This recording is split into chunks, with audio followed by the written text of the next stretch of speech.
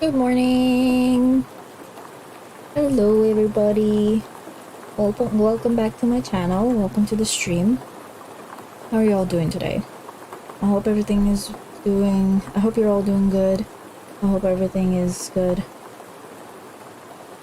Please let me know if you can hear me okay, if the rain sounds are too loud or not. But yeah, welcome back! I had a kind of a weird day today. I had a really hard time with some of my assignments. And then I realized that my professor changed the due date for the project, so instead of giving us 1 week to work on it, we have 2 weeks to work on it now. But I already finished it in one day, and that was very painful. You know how last week I said that learning M coding is really fun? Well, I don't think I think that way anymore because I got really confused and I got really frustrated today, but at least I finished the assignment. I got it done, even though he moved the due date for it. I got that done. Also, today we are playing the Colonel Sanders dating simulator, which I've seen a while ago. I know that it came out a while ago, I think like 2019. I haven't played it myself. But the reason why we're playing this today instead of Diablo, because I really wanted to play Diablo 2, but with my new PC, I tried to download Battle.net, and for some reason, it just doesn't download. It keeps giving me a network failure issue, and I've tried so many things. Like, I googled all the fixes that I needed to do, but for some reason, it just doesn't work. I, cleared cache, I updated, undid all the updates, I changed the DNS security settings in my browser, just so many things, and I don't know, I can't figure it out. Same thing is happening to Epic Games launcher, so the larger files are just not downloading.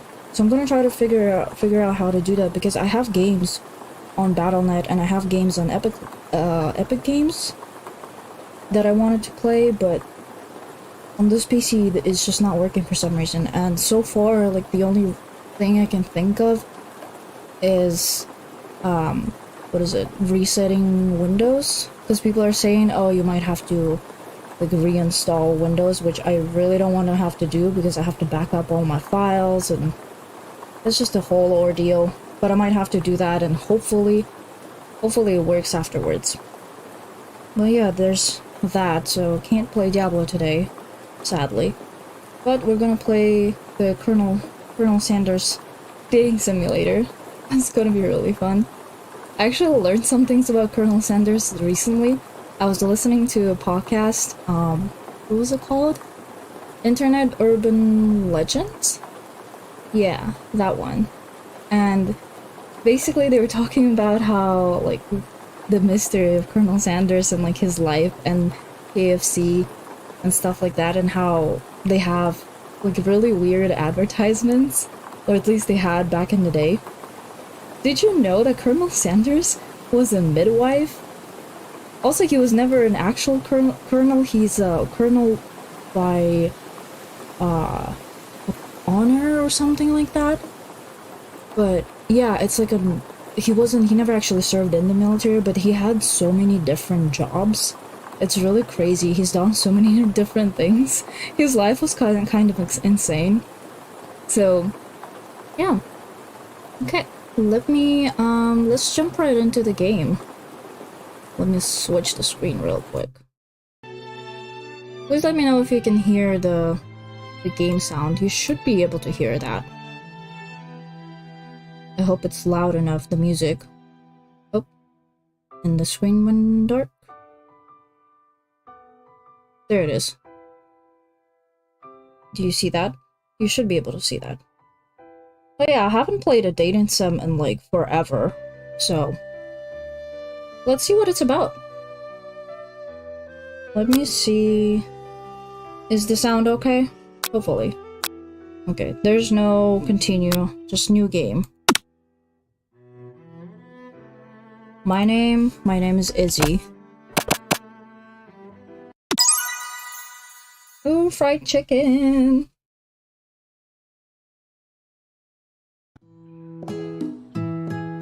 You sleep softly as the morning sun casts a warm glow through the window of your modest student apartment. The world is peaceful and serene. You could stay in the moment forever. And this room looks really nice. Also, who is this? BTS? No, there's 6 of them. I don't know who this is. That's funny. Or you could wake up now. Your first day of culinary school is no time to sleep in. Ooh, culinary. Smack that clock up and at him. Throw the clock out the window and stay in bed forever. Yes. You slept through the school year and gave up on the once-in-a-lifetime opportunity to meet Colonel Sanders? That's it? Let's try that again. That's funny. That's funny.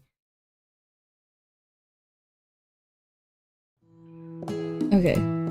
Fine, we'll get up this time. Okay, smack that clock. Up and at him. Lying in bed, you stare at the ceiling, thinking about everything that awaits you at the prestigious University of Cooking School Academy for Learning. Also, please don't mind my really terrible reading skills. Yeah. I can't read words. Words are hard. Your mind begins to wander. Who will be there? What will you cook? What should you wear? Time begins to fly by, and you find your imagination getting away from you. You'll need to take this seriously. You allow yourself to daydream a bit, thinking about the future. You know what? If it was me, I take school very seriously. Sometimes a little bit too serious. Yeah, I'll take it seriously. Also, my PNG tuber is not on screen because I kind of want to just immerse into it, and I don't want to be in the way in case there's, you know, something on the side of the screen and whatnot. But yeah, I'll take it seriously. I'd better make sure to arrive prepared for the first day. Yep, that's me. You bust through your morning checklist, teeth brushed, hair combed, fits deodorized, nothing can stop you now. Absolutely yes. You confidently grab a biscuit, strut out the door, and head off to class. Just what you needed to get your blood flowing. Biscuit. Morning biscuit. Standing in the quad, you gaze upon the magnificent University of Cooking School Academy for Learning. That looks like a really fancy school. Here comes your lifelong best friend forever, Miriam. I can't say my best friend's name apparently. She's the most adorably awkward person you've ever met, and you'll absolutely love her for it. Oh, she looks cute. I like her hair. That's cool hair. Good morning, Nosy. Are you excited for the first day of the rest of our lives? Actually, because I sure am excited, a little nervous. Okay, a lot nervous. It's just that this morning I made breakfast for myself. But, well, when I ate it, I couldn't taste any love in the food. What if I'm no good? What if I fail? Oh no, Miriam! I'm sure you'll be fine. Classic Miriam, raised by MasterChef parents, she's always held herself to a very high standard. Ever since we were little babies playing together and you rescued me from that quicksand box, it's been clear to me that you're the most loving, caring person I know. You're going to do great. Exactly. But with University of Cooking School Academy for Learning's famous 3-day only semester, I'm afraid of being left behind and never catching up. 3-day only? Wait, 3-day semesters? That's really quick. The sweet girl Miriam has always had a flair for the dramatic. This summer she got so nervous about her first kiss that she chipped a tooth practicing on a mannequin. Oh. Should you pep talk her or change the subject to give her some relief? If it was me, okay, I would definitely pep talk my best friend, because I usually do that. Remember last month when we saw that fortune teller and had our tarot cards read? The lady with the mask who gave me nightmares? I've been trying to forget. I know, she looked spooky, but she was so sweet, and she told you that you were destined for great things. Remember that card with the fancy-looking tower, and that other card featuring the handsome fellow in the red suit? I've been waiting for so long to meet a handsome fellow, and I could call my own. It's funny. And I'm sure you will soon. In no time we'll be graduating, and you'll be lighting the world with your heartfelt clicking in no time at all. As you talk to Miriam up, you can feel her nerves begin to ease. You know what? Maybe everything will be okay after all. And if not, at least I have these killer bangs. Exactly. Oh, I love her hair. Her hair looks really cool. Can you believe I cut them myself? You can definitely believe it. Yeah, they're a little jagged, but hey, they've got character. I cannot believe it. Before you can get another word out, you're rudely interrupted when someone smacks your books and custom engraved measuring spoons out of your hands and onto the ground. Also, please let me know if the sound of the game is too loud, maybe? And if you can hear me through the music, I hope so. You should be able to.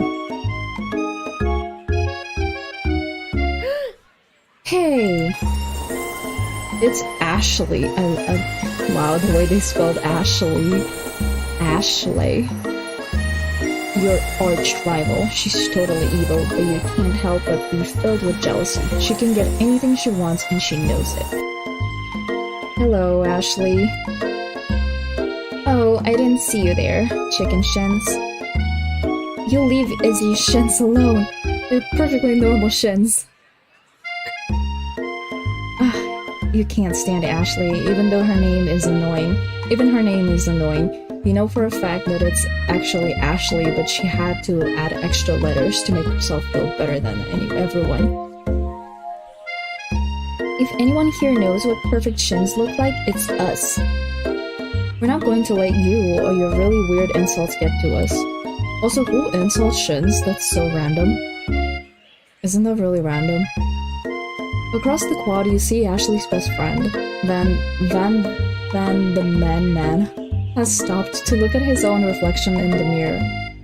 His pants are so tight, you can see him casually working out his glutes while he styles his hair. No lie, they're rocking glutes. Van? Oh my goodness. You rang. You've never been so sure what their arrangement is, but as long as you've known them, Ashley and Van have been just as close as you and Miriam, but substantially more devious. Wow, they look very interesting. He kinda reminds me of a JoJo character. I can't believe that University of Cooking School Academy for Learning would ever allow people like you to attend as students. I know, right? You'd think they just hand our diplomas now. Or maybe hire us on as professors. You amateurs could learn a lot from us. Oh, really? Really? Could I? Please, inspire me and tell me. Tell me how. Tell me everything you can teach me. With the first day of school about to start, there's just no time to properly tell these two off, so you resist the urge. Let's go, Miriam. Shh. See you later, losers! As you approach the door, you see a goofy-looking kid pushing hard against the window directly next to it. Oh my. Ugh. Oopsie. I think it's broken. You reach forward and easily pull the door open. That should do the trick. I love you! I think you mean thank you? My name is Pop. I was named after my Pop. He's old. Could someone like this also be a student at the school? He must be one heck of a chef. Also, His name tag clearly says Bob, but I guess he's reading it upside down. Hi, Pop. I'm Izzy. So, are you going to make me hold this door all day? Nope. And with that, the young man walks into the building ahead of you. Okay.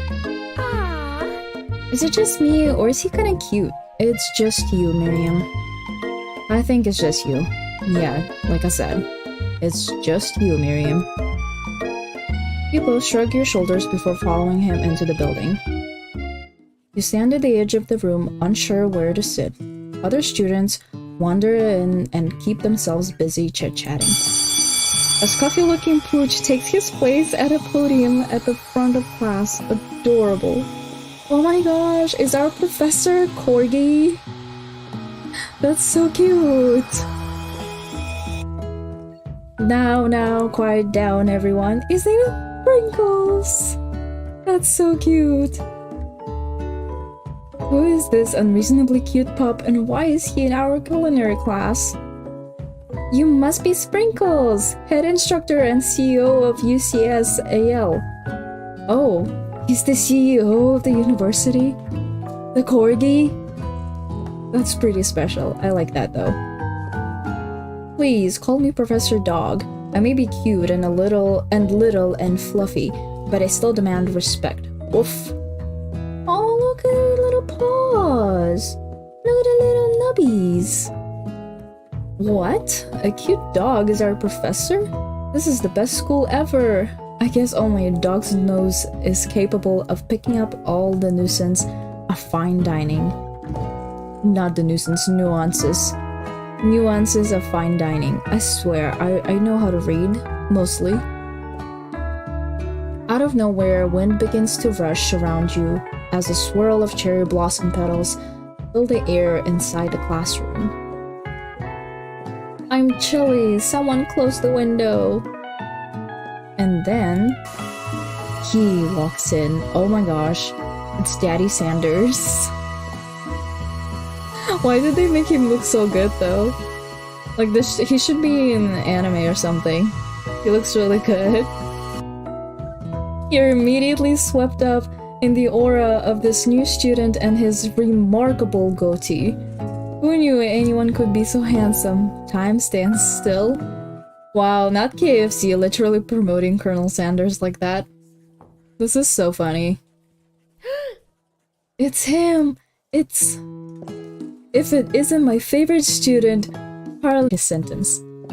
Please, call me Colonel. This is so funny.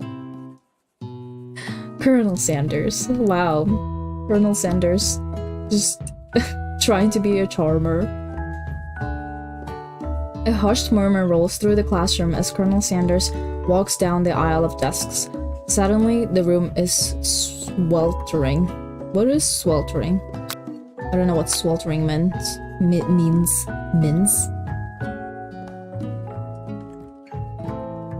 Sweat begins to bead across your brow. You feel like everyone is looking at you and you're not entirely wrong. And this over here must be sweaty sweats a lot. Ashley, so rude. Maybe we should open that window back up before Faucet Pits melts into a puddle and evaporates entirely. That's so mean. That is so mean. Hold on just a second. Nobody talks to my friend like that. You two both know my name. We were in the same kindergarten class. And what is with all you really weird insults? Besides, when Izzy sweats, it's not gross, it's beautiful. Look at that shimmer. Miriam, you're not helping. You're not helping. You take a moment to clean yourself up. Sure.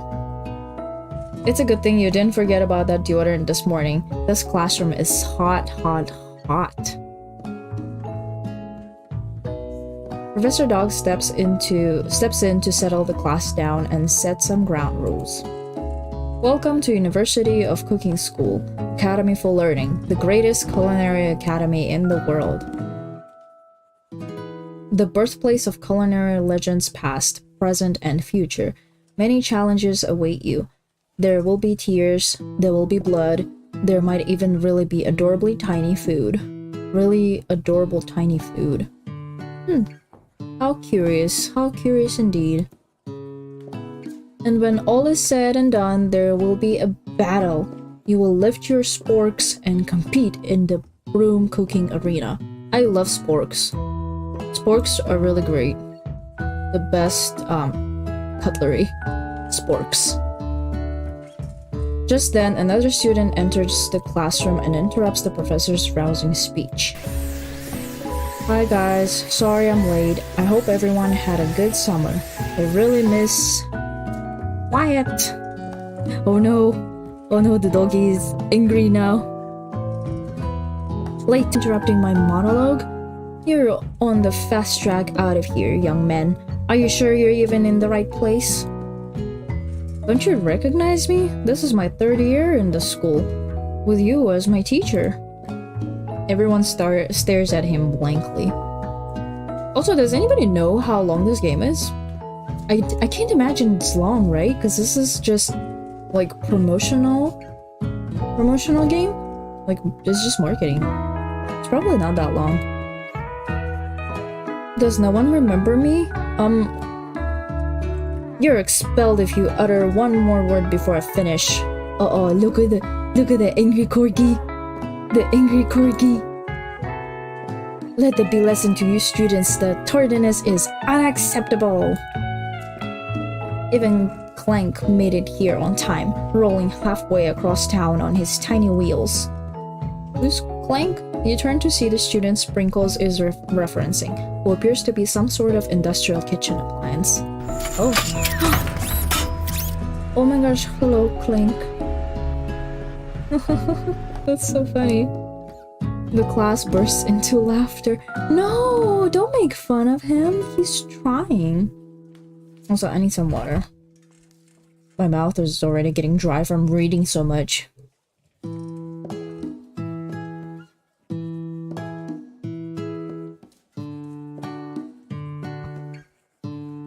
Okay. Oh, Clank, you rascal. Sprinkles walks into the classroom as everyone stands in silent obedience. When he gets to you, he lifts his nose into the air and takes a deep sniff. He's cute. Your diet is lacking. Based on what I'm picking up here, you definitely need a multivitamin. You should be taking better care of yourself. Oh, Sprinkles, okay. You've never had a talking dog as a teacher before, but Sprinkles' reputation for being smart but tough is well known. You decide to try and butter him up by giving him a treat from your pocket, but what kind? Beef treat, rubber ball, chicken snack. Ooh. Oh, what do corgis like? I feel like, well, definitely not rubber ball, right? Maybe chicken? You reach beneath your apron and return with a chicken snack in your hand. Sprinkle's eyes go wide as he locks onto it. His favorite! Yes! We were right about the chicken! Well, I think there might be some competition for new star student. The furry professor immediately devours the snack, leaving your hand slick with a coating of warm doggy drool. That's so cute. You see the other students eyeing you jealously, but pay no mind to them. If they wanted to succeed in life, they should have learned the importance of carrying a range of dog treat flavors on them at all times. Indeed, what a lesson to learn. Always carry dog treats on you. Honestly, that's kind of good. You'll need more dogs like that, right? Settle down, young chefs. Take your seats and prepare to have your minds open to the amazing possibilities of culinary creation. As everyone rushes to claim their favorite seats, you're left standing at the front of the room. Only 2 options remain. Hey Izzy, there's still a seat here. It seems that no one has claimed this seat next to me, if you're interested. Are they gonna make us choose between our best friend and Colonel Sanders? Two good options, but which will you choose? Well, I don't know Colonel Sanders. He literally just walked in class, but Miriam is my best friend. Of course I'm gonna sit by my best friend. You move to take your seat by Miriam. I'm so glad to have you near me to support me through this class. Of course, you're my best friend. Who else would I sit by? Colonel Sanders? He has such a magnetic personality, and there's a seat open right next to him. If you had sat there, you might have gotten to know him a little better. True, but I don't know him, and that would be weird if I chose him over my best friend. I don't know. If it was actually me, I would sit next to my best friend rather than sitting next to a random guy that I just met. I'd never sacrifice our friendship. Besides, I'm sure I'll get a chance to talk to him later in the semester. I've got 3 whole days. That's like a lifetime. So you say, but now that Miriam mentions it, that Colonel Sanders is just so darn dreamy. This is so funny. This is great marketing. Also, like, the fact that this game is free and the graphics look so good. I mean, this is fascinating to me. As soon as you've settled into your seat, the professor makes an announcement. Think fast, it's time for a pop quiz. I hate pop quizzes, no. Yay, quiz about me! This incredibly important and surprisingly short quiz will tell me if you are ready for life at culinary school. Ooh. Keep your knives sharp and your focus sharper. Here comes question number 1. Okay, let's go. If train A is traveling to point B and train B is traveling to point A, how important is it to wash your hands before cooking? Extremely. Extremely. That's right.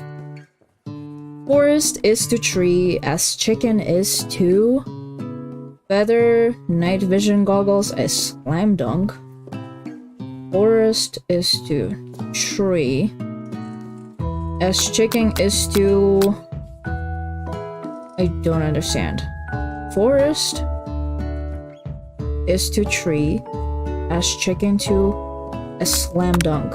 That's wrong. What is the most efficient eating utensil ever created? A comically oversized fork, a meat tenderizer, a spork. A spork, absolutely. That's right. What food is best for a broken heart? Anything, as long as it is prepared with love and not too much salt. Camel meat. A pancake that looks like a silly face. Personally, I don't like pancakes. I've never tried camel. I wonder if it's good. I don't know, I kind of feel like camel would be a little fatty, no? Maybe not. Maybe it's just me, but that's what it kind of would seem like. A little bit. Also, yeah, I hope that, again, I don't know if the game is too loud. I hope it's not. Please let me know if it is too loud and I can turn it down a little bit. But yeah, honestly, anything. That's right.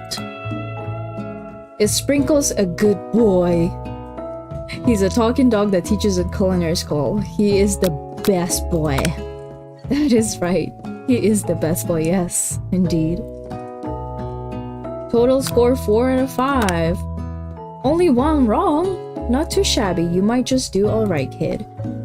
You look up to see that Colonel Sanders has been watching you tally your score. He nods with approval. I've got an approval from Colonel Sanders, yes. Is that good? Maybe? May I have your attention, students? I have an important announcement to make. Time for lunch!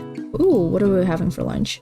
Wow, the cafeteria is as nice as any restaurant you've ever eaten at. It makes sense that a school dedicated to cooking would be serious about eating. That's a really nice cafeteria. I never liked cafeteria in school. It was just always so dirty and so like not cool. Yeah, but this looks really nice. A delicious fragrance wafts through the room and tickles the end of your nose. Your mouth waters. Ooh, what do we get to eat? Do you smell that? That must be our lunch. It smells crazy good. Everyone, can I have your attention? Is it about lunch? No, I just wanted to apologize for my tardiness. You see, I was proud. Wow, Mr. Sanders. He was kind of speaking, you know. Cheers. But Shh. Lunch. In honor of the new semester, I have prepared something special to share with everyone for lunch. Oh, Mr. Sanders brought some food. Aha! That must be the smell I smelled. Indeed, that smell. He looks so funny. Like, why did they make him so buff looking? He looks like he goes to the gym 24/7. You hold your breath, waiting to see what food this mysterious student has created. You've heard that he's very talented, but were the rumors true? Is this? Colonel Sanders lifts a large bucket above his head. Its contents glimmer in the lights. Wow, it's a bucket of fried chicken. Wow. That chicken looks so good. I like the steam that's coming out of there. Honestly, now I'm hungry for some KFC chicken. Wow. Piled high are huge pieces of chicken, breaded and fried to a crispy golden finish. The aroma envelops you, and you begin to feel warm and safe. Colonel Sanders has filled a bucket with chicken? What a novel concept. Yes, indeed. Yes, indeed. Your stomach begins to grumble as if to say, stop thinking and start eating. For years, I have been developing a secret recipe for the perfect fried chicken. By my calculation, nothing less than 11 herbs and spices are required to achieve the perfect balance of flavors. Did Colonel Sanders actually come up with the recipe for the chicken? I don't want to start in. Oh, you know what? I shouldn't be questioning it, right? Because like I don't know. I don't want to get in trouble by KFC. I mean, I don't think they care. I don't think KFC actually cares about my opinions. But yeah. Did he actually invent that? I'm curious. I'm gonna look that up later. You look around and notice that every other student has a pen and paper and is scribbling notes as fast as they can. But that's all I'll say about that. It's a secret recipe. What? You think we want your stupid secret recipe, dude? Pshaw. Nah, my dude, nah. I'm just drafting a last will and testament in case, one of those ingredients is, poison. Got him. He looks around nervously to see if anyone else is laughing at his sick burn. That face. You wait to see what singer Ashley has prepared to follow up, but she suddenly takes a different approach. Yeah, and I was just like writing in my diary. Dear diary, today I smelled something beautiful. I knew at that moment that only the hands of a true gentleman could fry chicken so tender. Why does that sound kinda weird? That sounds a little sus, Ashley. You see her body language change from bitter and evil to sweet and innocent as she slides closer to Colonel Sanders. She realizes that he is destined for greatness and fame with cooking skills like this. She wants him all to herself. Oh, Ashley. Ashley, calm down there, Miss Ma'am. Please calm down. Oh, please.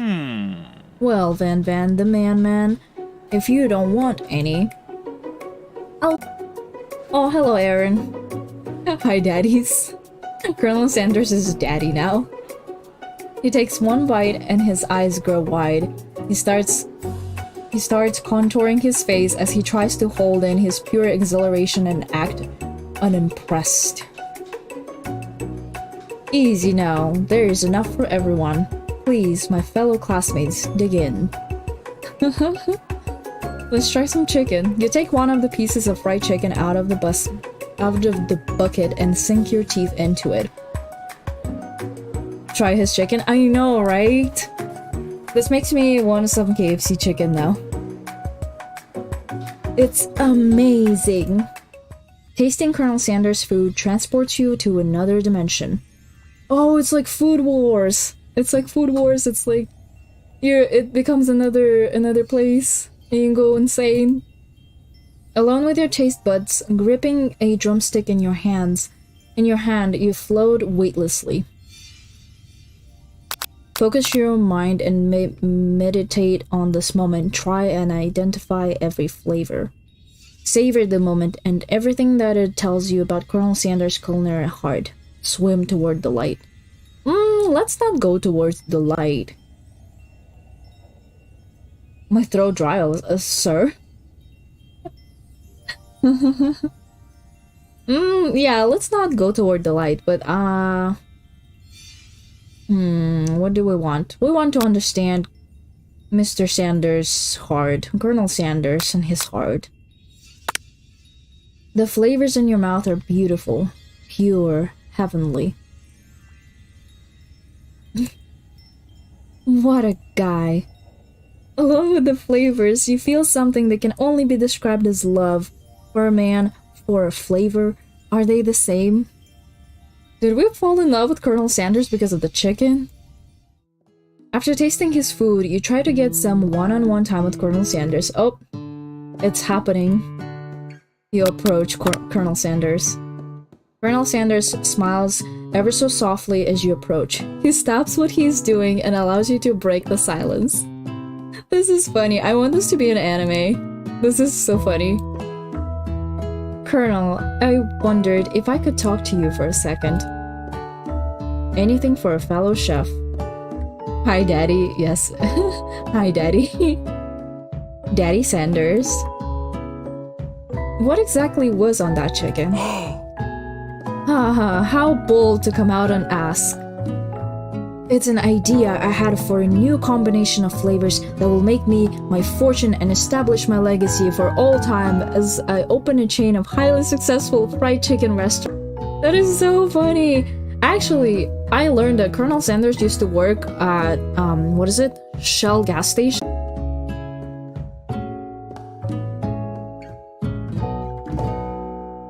It's just you and me here talking. I can keep a secret, in fact. I've got some of my own that I'd be willing to trade.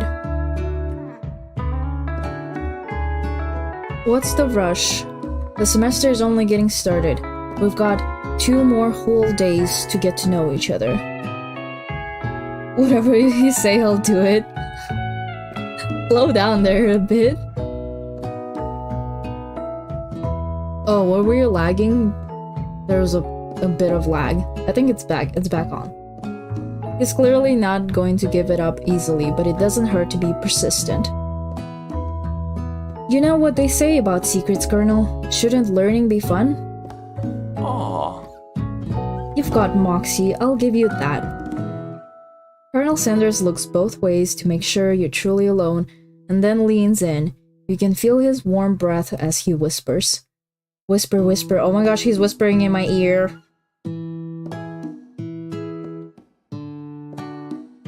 The lag? Yeah, it should be fine now. I think, yeah, I saw the internet just drop to 0, but I think it should be fine now. I don't know if it was me or if it was YouTube. You didn't miss anything though.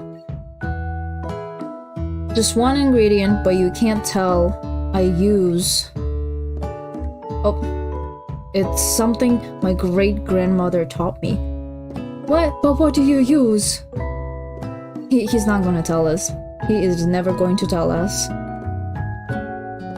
Wow, you'd never have guessed that. In fact, you're not even sure where you'd get some if you He's so...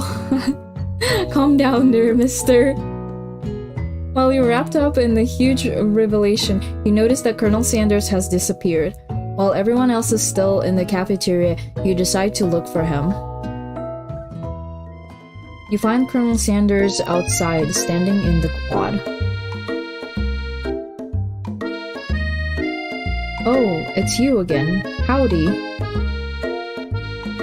Sometimes I like to come outside and look at the school buildings. I think about how my story will continue on after I've graduated. It sounds like you have big plans. I dare say the biggest. I will leave my mark on this world. You can bet on that. Wow, yeah, it's so inspiring. Let's go, Colonel Sanders. Alone together for the first time, you figure now is the perfect moment to show your personality to him. Nag him to show you your own strategy. Wow him with a big idea to add an additional ingredient to really spice things up. Be modest but thoughtful. Honestly, I think if it was me, I would be modest but thoughtful. I personally don't like to show off my skills. I mean, mostly because I don't really have any, but... yeah, I think I'd be modest but thoughtful. Well, I just wanted to tell you that I really enjoyed your food. Now you've got his attention. Oh, so okay, he liked that. The flavors are complex but comforting. The interplay between salty, savory, and peppery. It was perfect. I appreciate the compliment, Izzy. Yes, Daddy. I'm sure you'll be a big success. I know we've only met today, but I'm starting to get the same feeling about you. Oh my gosh, I got complimented. We should head back inside, the next lesson starts soon. You stepped into the massive cooking arena, where the afternoon lesson will take place. Each student gets an oven and all the tools and ingredients they could need. That looks interesting. Hold on, water break.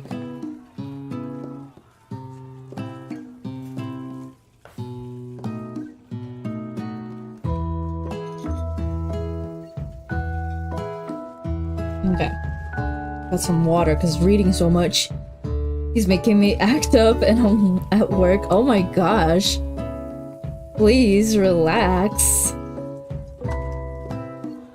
Look at this place. It's magnificent. Finally, we get to show our stuff.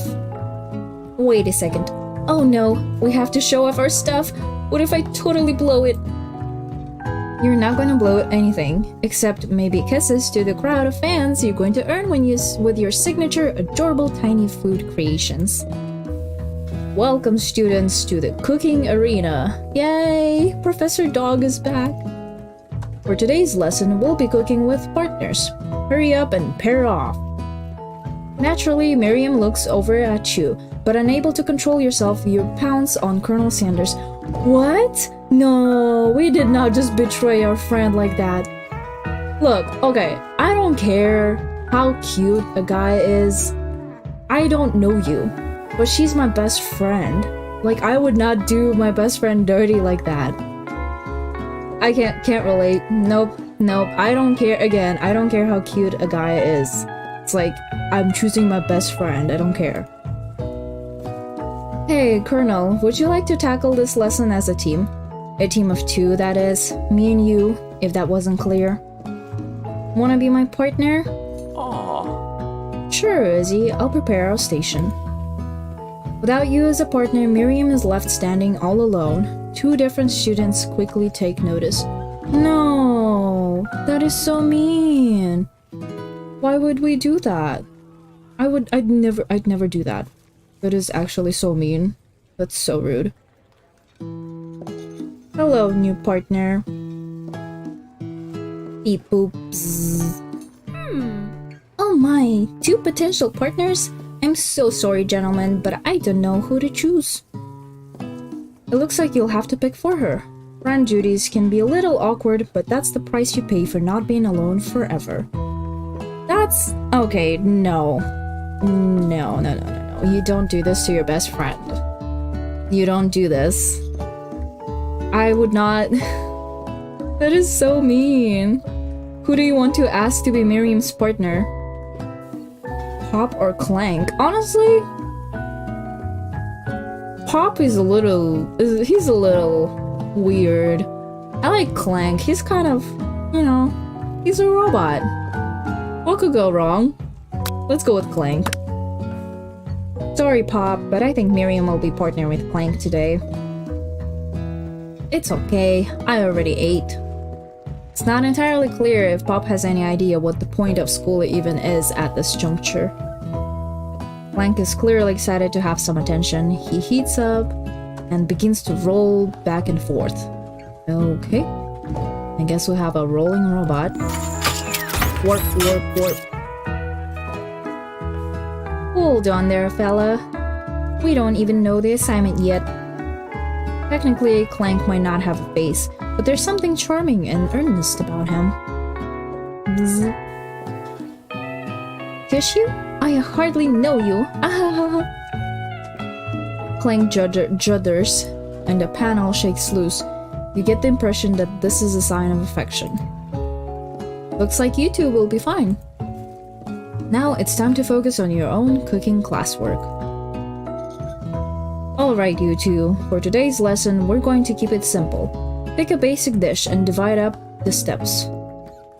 No chef is an island. It takes 2 flints to make a fire. You get the idea. Which dish do you suggest to your partner, Colonel Sanders? Steak tartare seems easy enough. It's fancy, and you don't even need to cook it. Using octopus will blow Colonel Sanders' mind. Your grandmother's mashed potatoes and gravy. Okay. I don't like octopus, so that's definitely off the table. Steak tartare. Tartare. Also, not a big fan of steak either. Mashed potatoes, though. I do like mashed potatoes. I think we should go with mashed potatoes for sure. I've always been something of a down-home chef. I was thinking we could make something warm, inviting, comforting. Maybe mashed potatoes? And gravy? I couldn't imagine one without the other. Colonel Sanders casts a coy look at you, causing your whole face to go beet red. Embarrassed, you quickly turn away.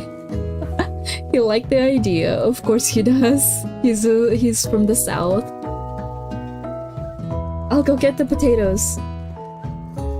No, please, let me. Picking perfect produce is a passion of mine. Looks like things are getting pretty fresh around here. Does someone have a crush on Colonel Sanders? We're just cooking partners. Mind your own business. Yeah, Ashley. Sanders' heart is my business. And you'd better keep your fingers off my man. Okay, Miss Ma'am? Since when? Since when is Hero Man? Ashley. Did someone call for me? Oh no, jeez, Van. While I'm over here crushing Izzy's dreams, you're supposed to be taking care of our classwork. That was the deal, remember? Colonel Sanders returns peeled potatoes. He tosses them into boiling water and turns his attention to you and your old friends.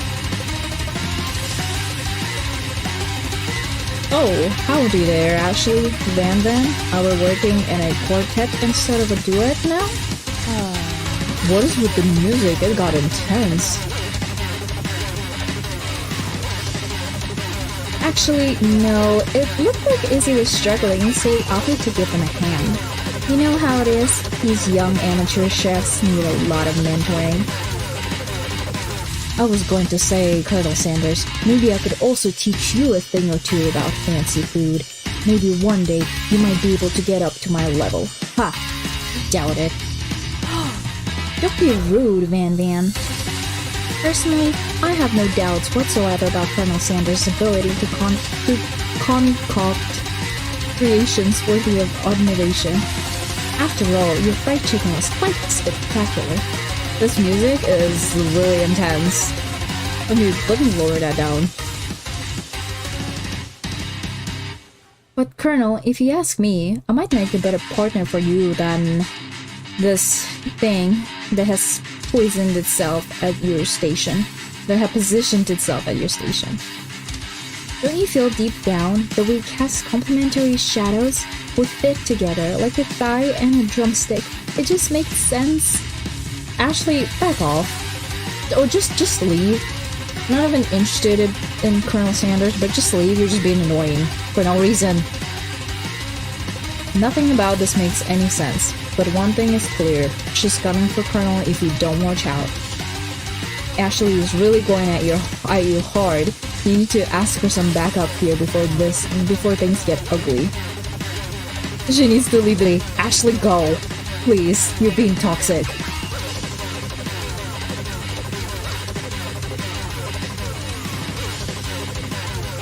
Wow, my internet speed is like going crazy today for some reason. There's a lot of lag. My bad, I'm sorry. I don't know what's going on today. Ashley, get in line. Yes, Ashley, leave. Turn to Colonel Sanders, hunk of hunks. In your time of need, turn to Miriam, your forever bestie who always has your back. Who do we want to summon? Which Pokemon do we want to summon? Colonel Sanders or our bestie Miriam? You know, I feel like Ashley wouldn't really react to Miriam. I feel like she wouldn't say anything, but Colonel Sanders, she likes him. And if he tells her off, you know, she's not gonna like that. So let's ask Colonel Sanders. I'm here to learn and to express myself via my cuisine, not bicker with prima donnas. Partners were chosen at the beginning of class, so let's all respect our format, okay? You turn to Colonel Sanders to confirm that you're on the same page. I chose Colonel Sanders and Colonel Sanders chose me, isn't that right? A businessman respects all fair agreements, from contracts to handshakes. I took on Izzy as my partner for this activity and I stand by it. Yes, although we don't have an official business contract, but that's true. Yeah, my internet speed, just based on your team's behavior, I'd say you're perfect for each other. Neither of you has Izzy's natural talent or their loyalty. Being defended by Colonel Sanders leaves you feeling proud and full of potential. You look for sprinkles and hope sturdy stature.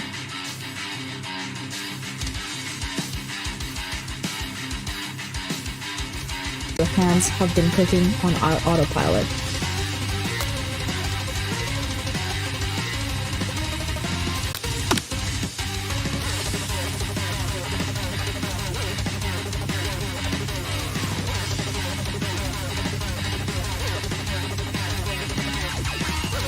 Am I back? I'm back.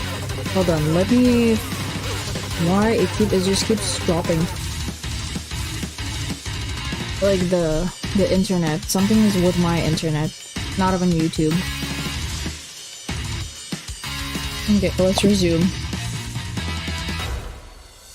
You look down at your station and realize that in the tension of the moment, your hands have been clicking on autopilot. You've already crushed the boiled potatoes into perfectly creamy mashed texture, with plenty of butter and cream for flavor. It's as if your natural passion guided you through the steps you know so well while your attention was elsewhere. I know just what to do. Colonel Sanders extends his hand, is holding a beautiful white porcelain gravy boat, out of which pours a smooth brown gravy, smothering your nearly finished potato dish. Ooh, gravy flows down the mound of mashed potatoes. The results look spectacular. Granny would have been very proud. Oh, this makes me so hungry just looking at that. Look at the mashed potatoes. Look at the taters. Colonel Sanders holds a spork out to you. You reach out and grab hold of it, but he doesn't immediately let go. The two of you stand, holding the same spork, and for that small moment, all of the madness and pressure in this crazy world stops. This is so funny. I love this. This is hilarious. Oh my gosh. Colonel Sanders, the ultimate anime daddy. Your eyes lock. The moment is electric. Time stands still.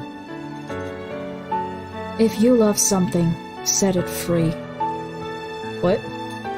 Together, you dig into the mashed potatoes and lift a heaping sporkful up. When you see Ashley with a sinister look, you know she's plotting against you to be with Colonel Sanders.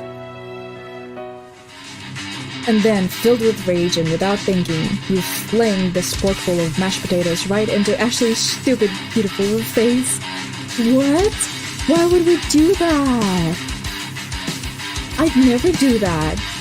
That's not me. I wouldn't just throw mashed potatoes at someone. Like, what?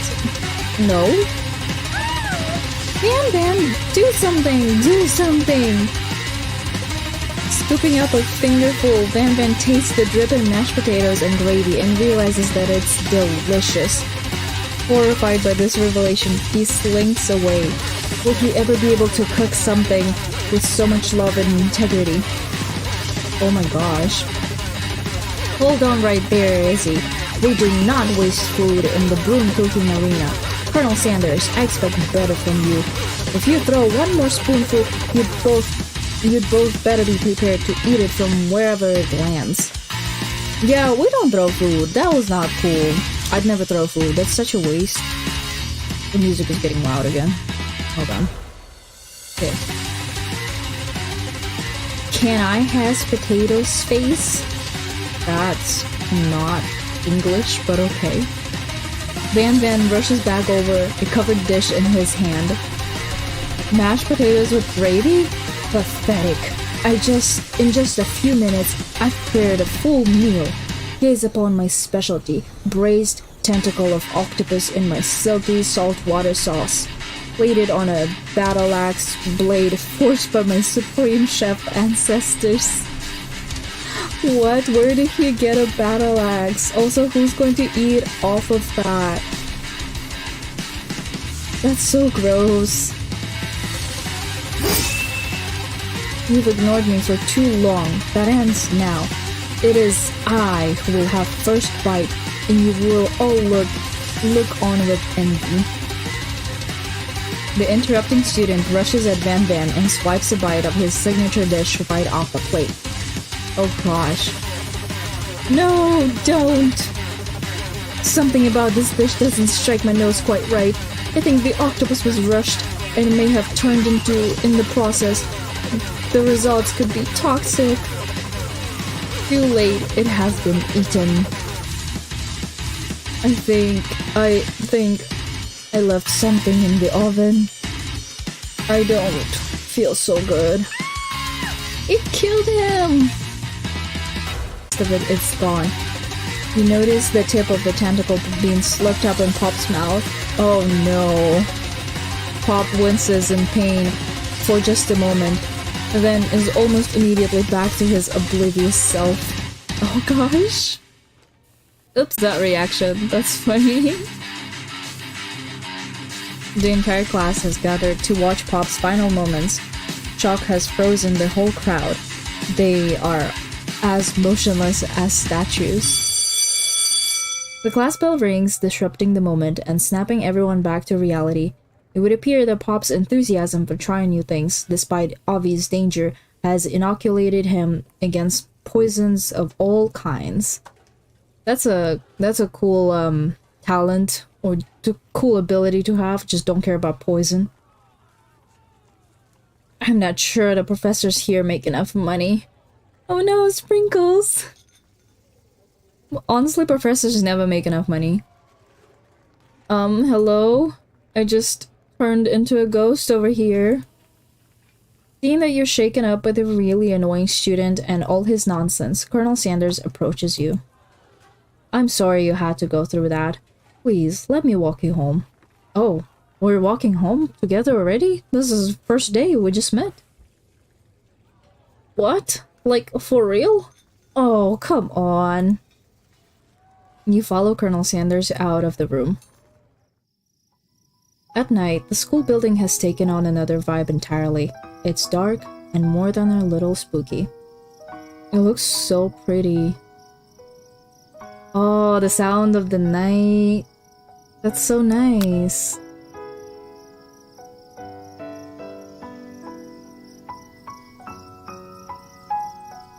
Colonel Sanders stands in the quad's neon glow and speaks softly.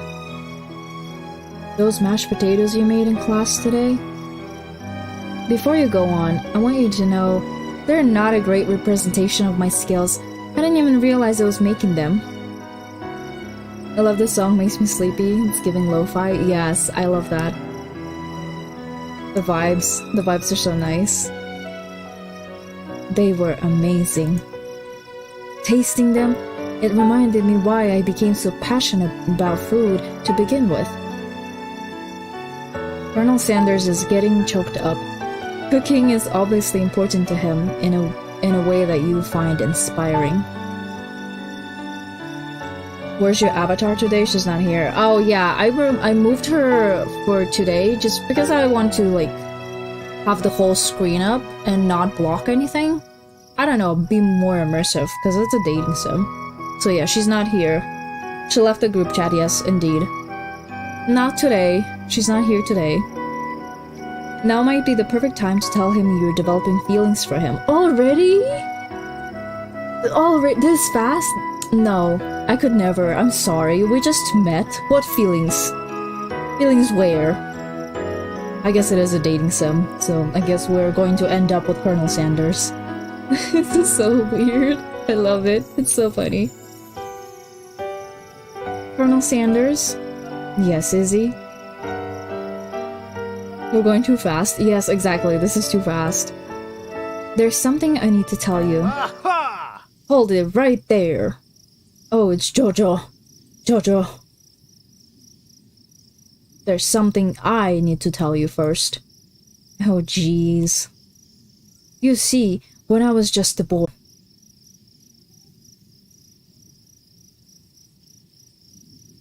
and every day since I have been working toward that dream, day and night, never stopping, never resting. Also, lifting a lot of weights, like so many weights. Oh, my internet speed is dropping again. This is so terrible, it keeps interrupting.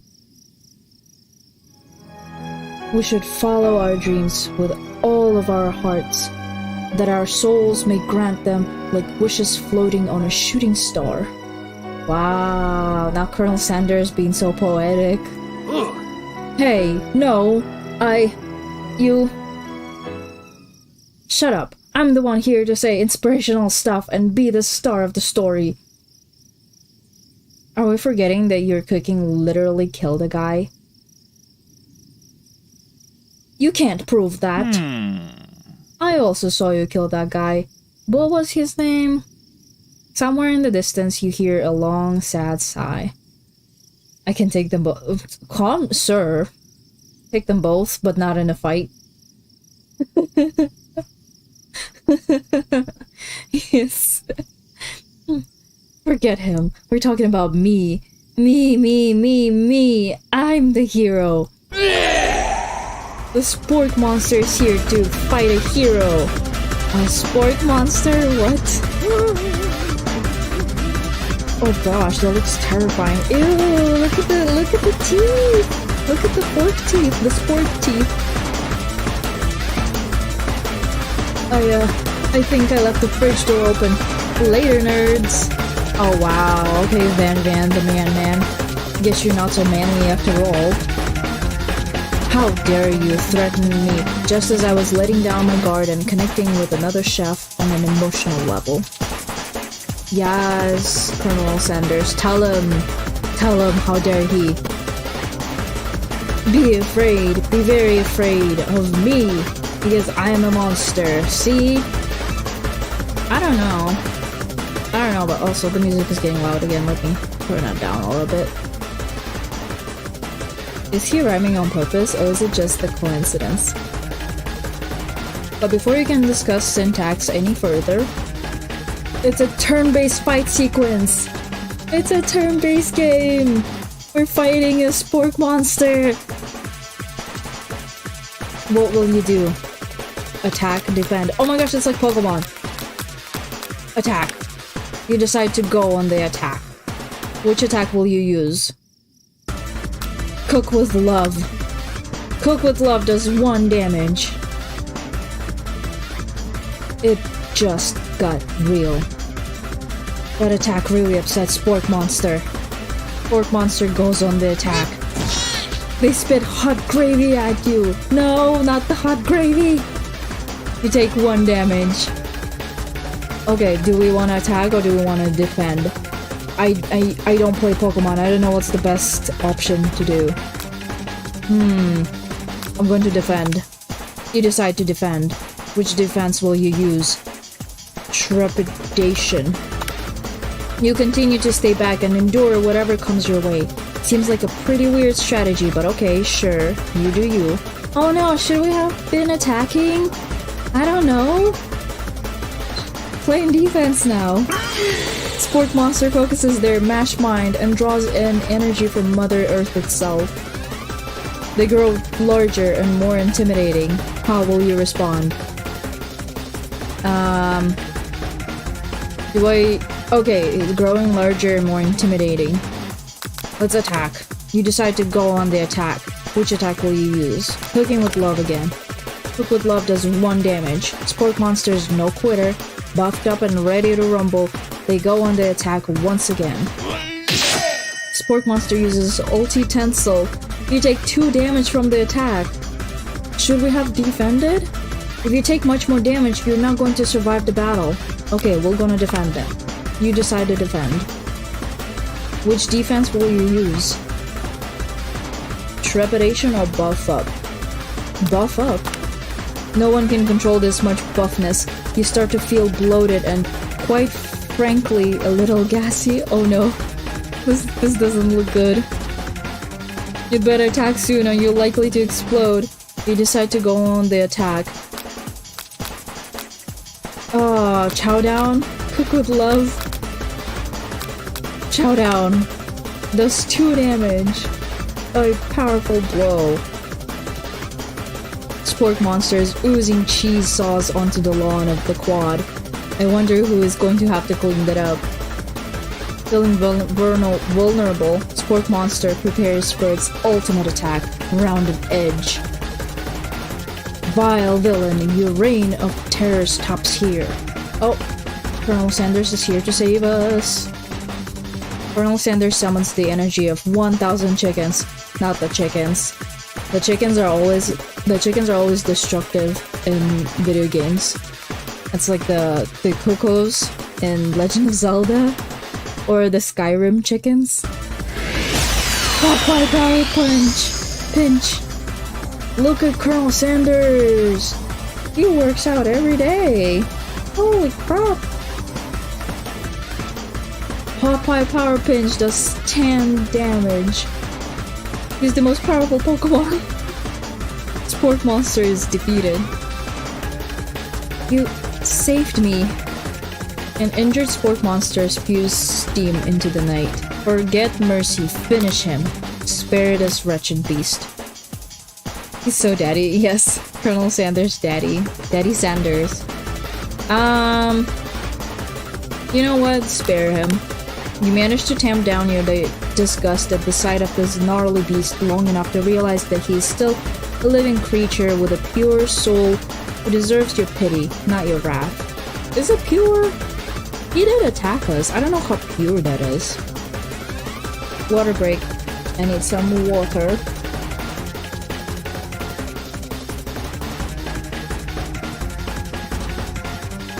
Got some water. Begone, beast, and don't you dare come back for a follow-up encounter tomorrow. I won't forget this, and I certainly won't be back like you said. The Spork Monster scuttles off into the night. Okay, no more Spark Monster. That's good. The defeated monster left behind a special item. It appears at first to be a cookbook, but upon closer inspection, it's so much more. It's a book of magic spells with a golden chicken on the cover. That looks cursed. That looks cursed. You open the cover and find a library card tucked inside. The last name to have signed it out is Borko. Borko? That name sounds strangely familiar. Your blood is pumping as you stand in the quiet of the night, holding the mysterious book in your hands. As you come down from your battle buzz, you realize that your final attack has left you completely depleted. The world around you begins to fade away. Uh-oh. Without any energy to keep your eyes open, darkness overtakes you. The image of Colonel Sanders flashes before your eyes as you fall asleep. He must have helped you get home. In your tired state, you don't know if you could have made it without him. What a guy. He was in our room.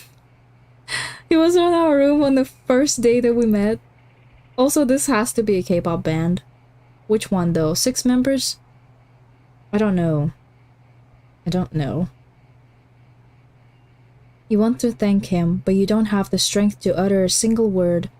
You feel your covers being pulled up over you as you're tucked in tightly. He brought us in and he tucked us in our bed. That's kinda sus. Oh, that's cool. I just noticed the jewelry box. Jewelry, that's such a difficult word to say. The jewelry box, it looks like it has like the KFC, the red and white. That's kind of cool. Good night, my Colonel.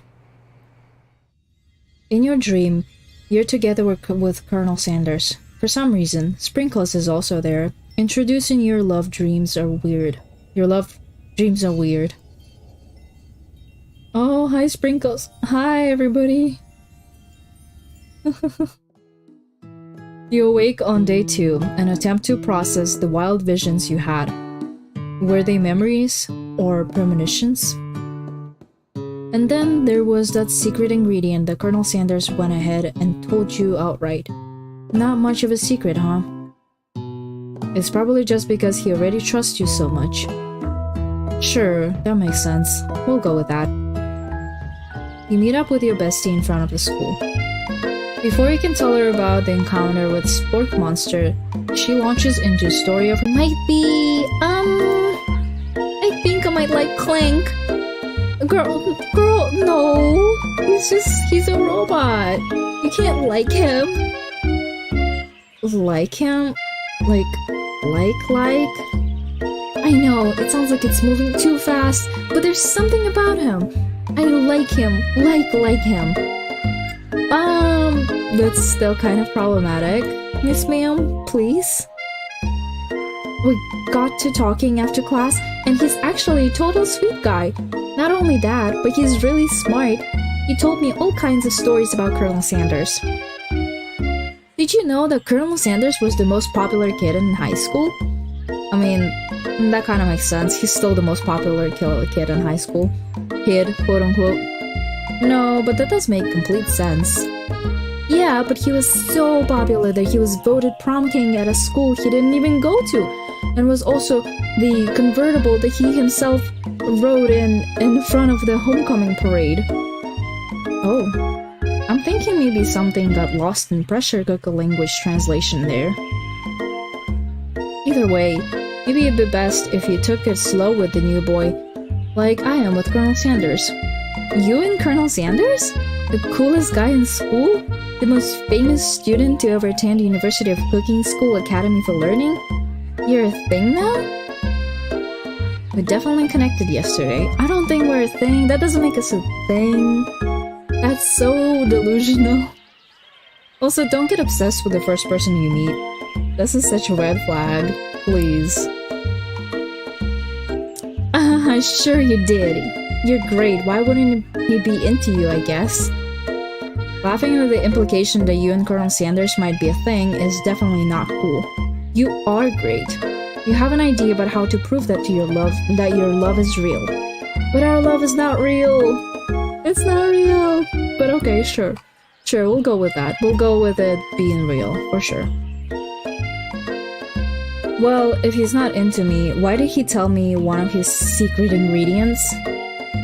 Your bestie's eyes light up. A secret ingredient? Yeah, I just said that. A secret ingredient. Is there a dramatic echo in here? Miriam checks to make sure you're alone before continuing.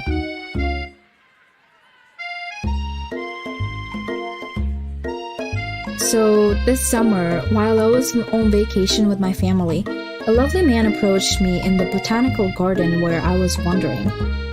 This can't be good. He told me all about his passion for spices.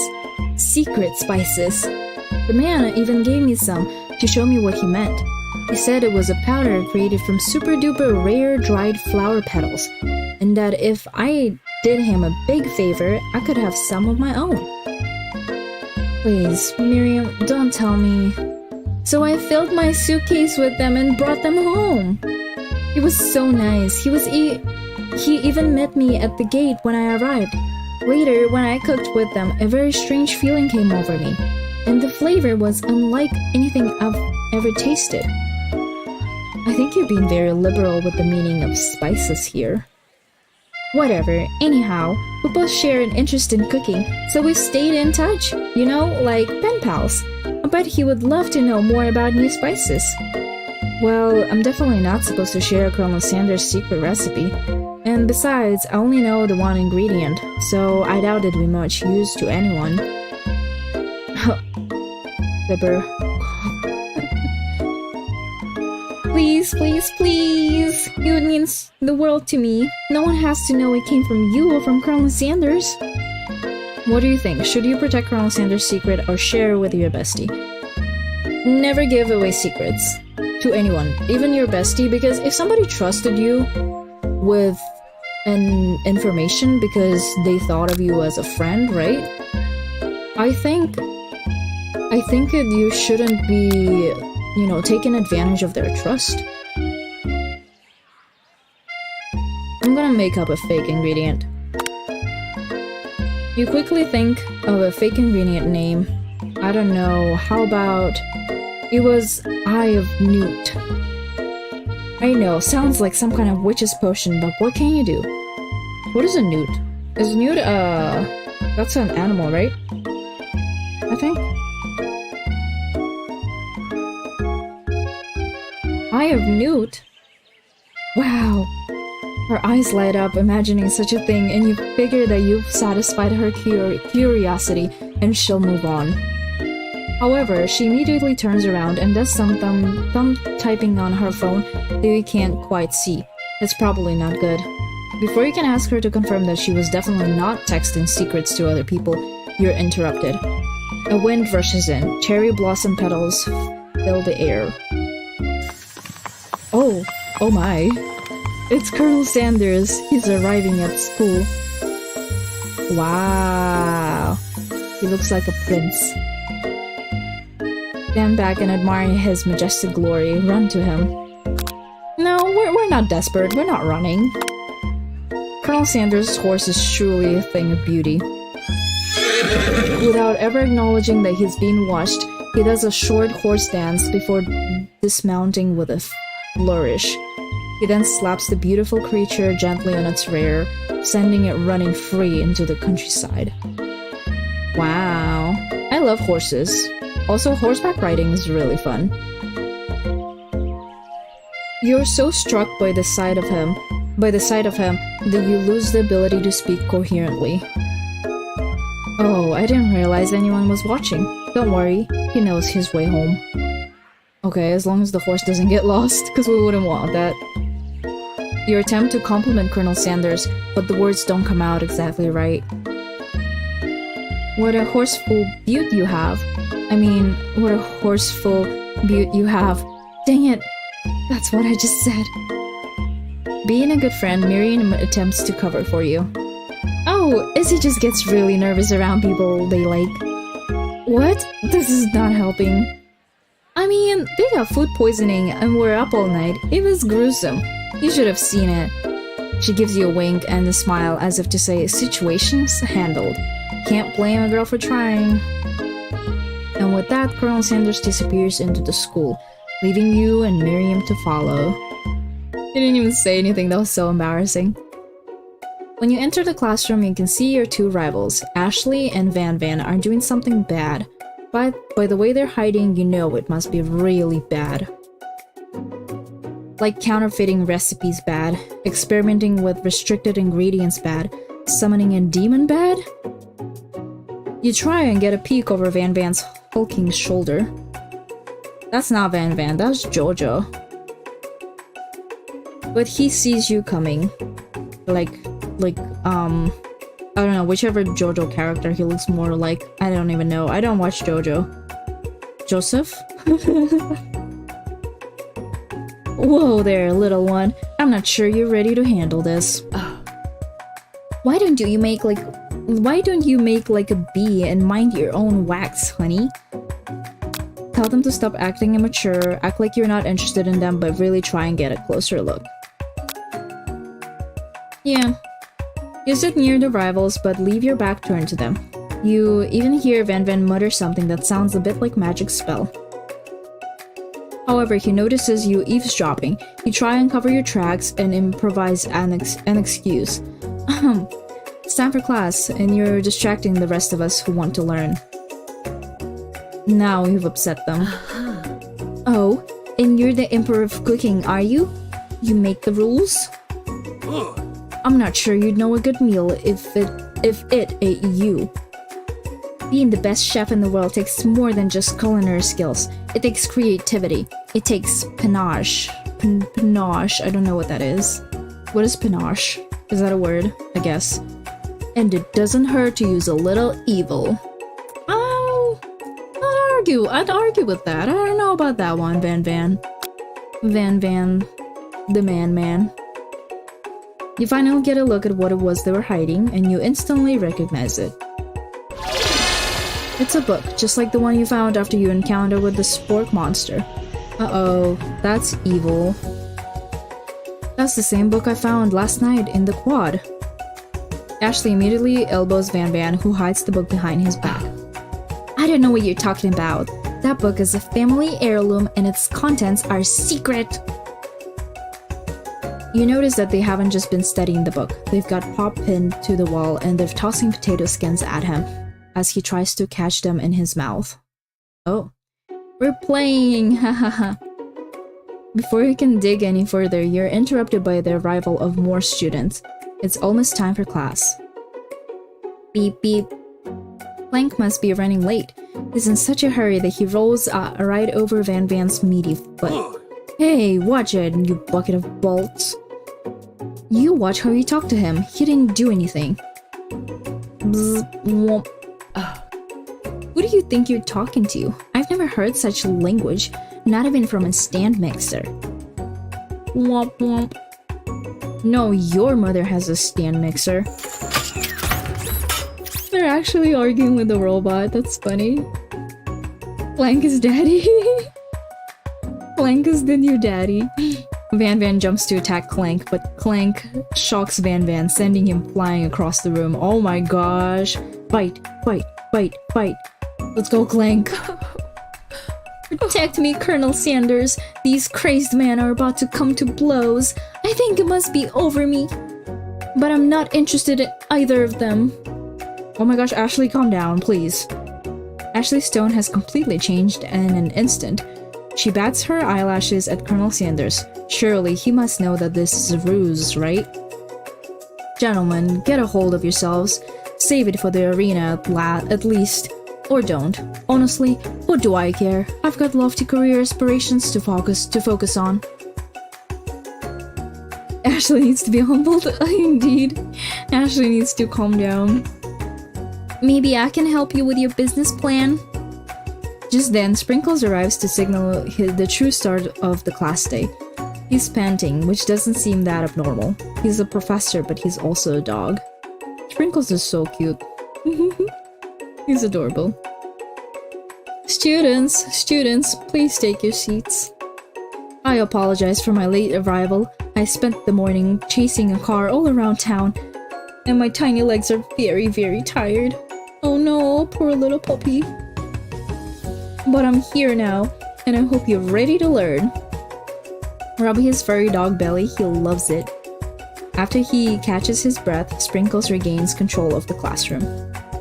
Without further ado, we'll review the global history of my favorite fowl, the chicken.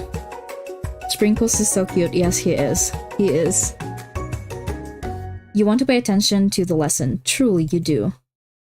Which is why in 1776, at the signing of the Declaration of Independence, it was a chicken who first signed their name.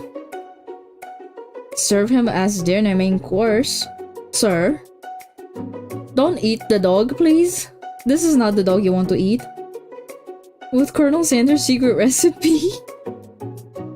It's the chicken dog. The chicken dog meal. But you can't help but daydream about Colonel Sanders, and you miss most of the important parts. Honestly, me in class with fictional characters for sure. Definitely a problem. That happens sometimes. When you come to Sprinkles and when you come to Sprinkles is holding a tray of food in front of you. While Izzy naturally this appears to be some sample platter. Which item do you want to sample? A glass of water, a shimmering pepper, a dog biscuit. You know, glass of water is just glass of water. Pepper, that could be spicy, and I'm not good with spicy. So let's just go with a dog biscuit.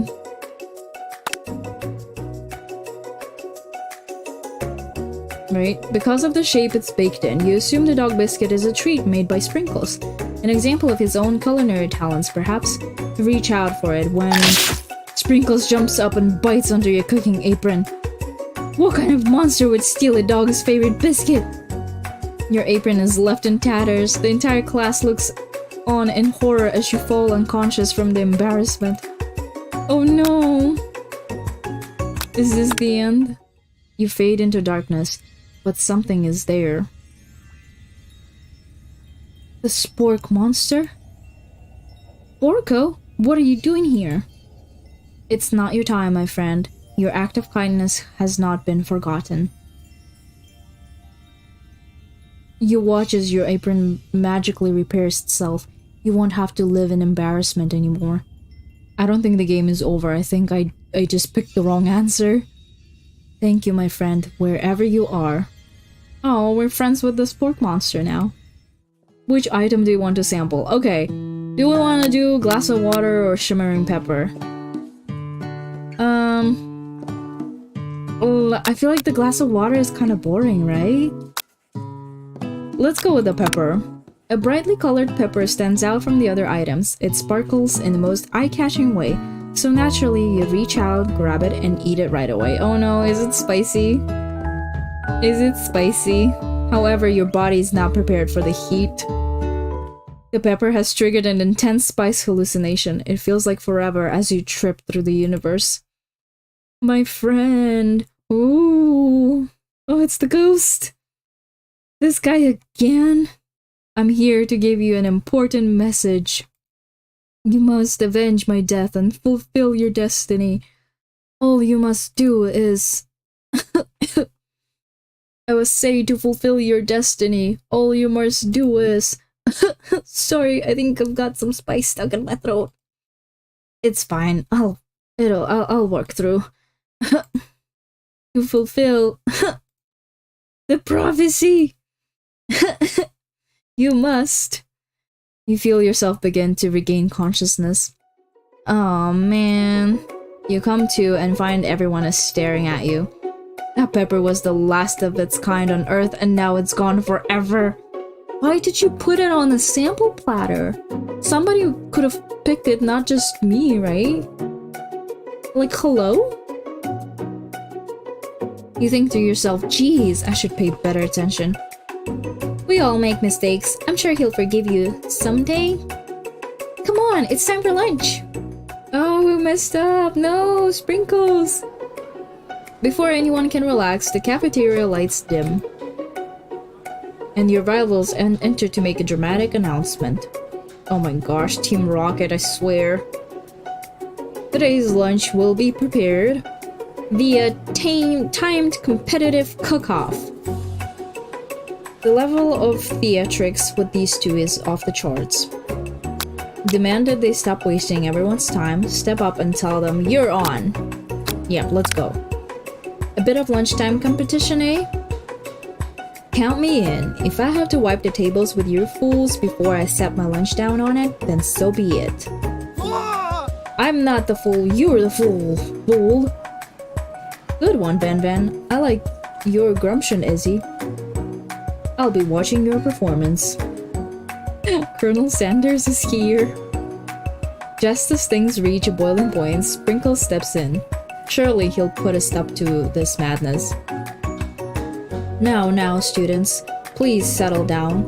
This is a lunchroom, not a sportsing court. Finally, a little sense. You breathe a sigh of relief. At least not until we turn on the timer. Oh my gosh, there's a timer? There's a timer? Is there... Okay. Just then, a huge light blasts you in the face, flashing the words, "Timer ready." That's what I'm talking about. Oh! I stand corrected. The hard way builds solidly a foundation of confidence that cannot be swept away. And that's an original quote by me, in case anyone was wondering. Hope its message lifts you up to victory. Like a diamond, I was formed under pressure, and now is my chance to shine. I will defeat you myself. You had his chicken, and you made mashed potatoes and gravy on day one, and you feeling like you can really impress him again here.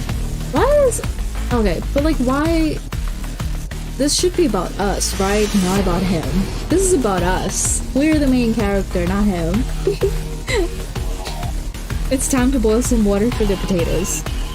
Think fast. If the timer runs down, you'll be forced to pick randomly. It always boils 100 seconds after you turn the heat on. What temperature does water boil at? 100 Celsius? But how would you have gotten into the school without knowing that? When it gets to rub my furry belly, let's that enticing offer motivate you. Okay, let's go. You're going to need to season this chicken before you cook it. You don't know Colonel Sanders' recipe exactly, but you have an idea. How many herbs and spices did he say he used? 10. That's wrong. Oh no! I've seen Schnauzer's better sense than that, and miniature... No, it wasn't 10. What was it? Was it 7? Now that you've got some basic steps going, it's time to elevate your craft. What state of mind offers the most flavor? Gratitude, trust, vigilance. Gratitude. That's right, you must never take opportunity for feed. Okay. Your classmates are rooting for you, but Ashley is simply stronger and faster than you. You'd better pick up the pace if you want to survive. When you were a child, your father told you to never forget where you came from. There's energy, so where does it come from? Deep beneath the small town. No, I didn't click the right. This is a horrible time to start forgetting important things. Next question. You try to shut the noise in the arena and focus on your cooking. What is the sound of success? Sizzling. That's wrong. Okay, we'll have to repeat this. Try it again. Okay, we'll have to try this again. Let's do this again. I don't remember how many spices were on Colonel Sanders' chicken. Oh, it goes all the way there?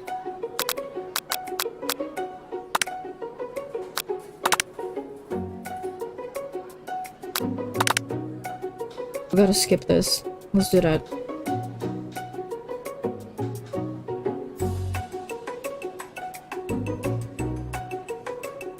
Timer ready.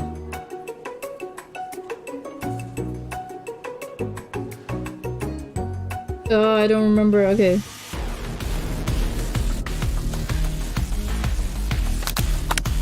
Okay, 100 Celsius. Was it 7? No, it was okay. It was 11. 11.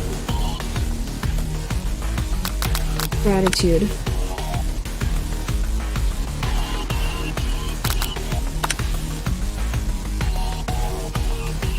Try to shut the noise. Okay, silence.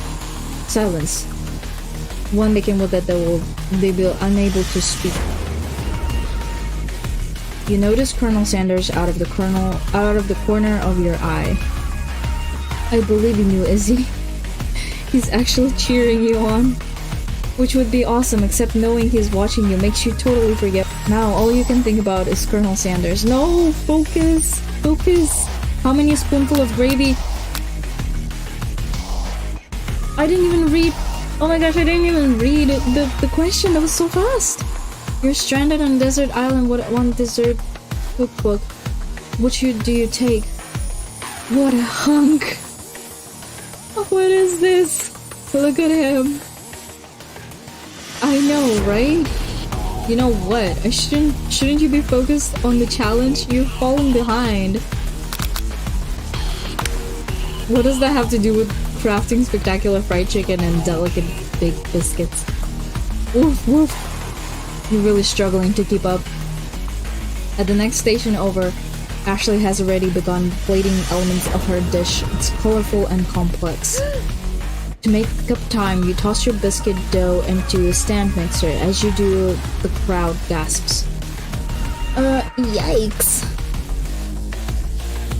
I know you love nothing more than seeing a fellow appliance utilized in the kitchen battle, but sometimes that means sacrificing the personal touch. Okay, Clank is judging, and Miriam is judging. You might not have any hands, but Izzy does, and a good chef needs to be touching the dough to know when it's properly mixed. There's an easy way and a hard way. You don't get far by going the easy way. Yes, Colonel. Yes, Colonel, tell them. When you hear everyone talking, you realize how serious your error was. You immediately shove your hands into the mixer to rescue your dough before it's even mixed. Izzy, no!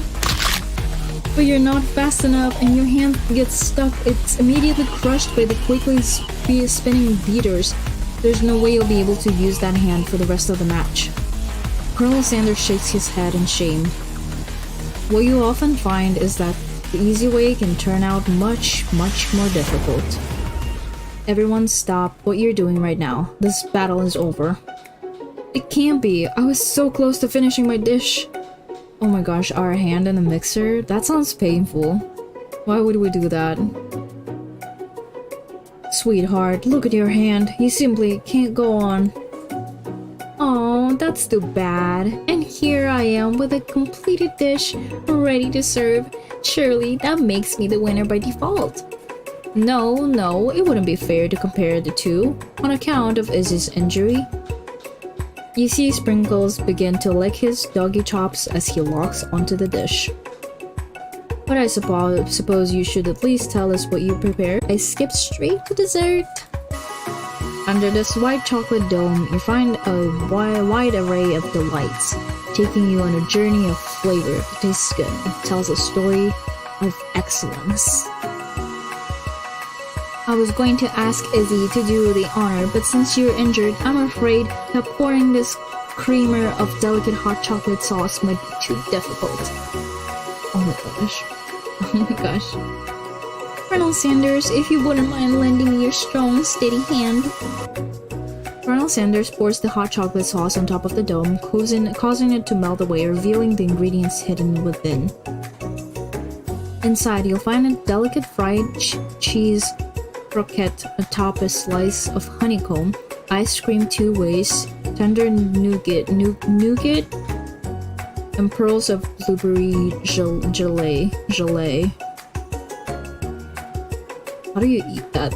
That looks too sweet though. Colonel Sanders seems intrigued, but perhaps not impressed as he dips his finger in the chocolate sauce. Simplicity isn't your strong suit, is it, Ashley? Oh, you! As he places a sauce-covered finger into his lips, Ashley leans over and whispers something into his ear. A dab of sauce sticks to his mustache. Internalize the rage you feel. Put yourself between Colonel Sanders and Ashley. I don't care. Your rage burns so intensely within your eyes that they burst into flames. The flames cause your eyebrows to catch fire and turn to ash, and they fall off your face, which means people will have a hard time understanding your emotions for the rest of the semester, perhaps forever. Oh no, my eyebrows burned off. Embarrassed and ashamed by your poor performance, not to mention your crispy fried brow, you run for the quad to be alone. Oh wow, this was a failure. Truly a failure. Water break. How long is this game? I've been going for almost 2 hours now.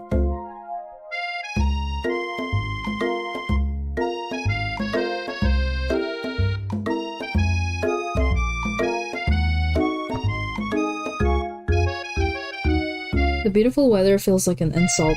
Inside of you, a storm rages. That was so unnecessary, honestly, to be like mad and upset. It's just, you know, it's just a friendly competition. It's Colonel Sanders. He's probably here to tell you that he and Ashley are in love and have decided to get married. This is ridiculous, oh my gosh. And he won't even ask you to cater his wedding because you're a terrible chef and an awful person. You try to hide from him, but he approaches you directly. I know you're hurting right now.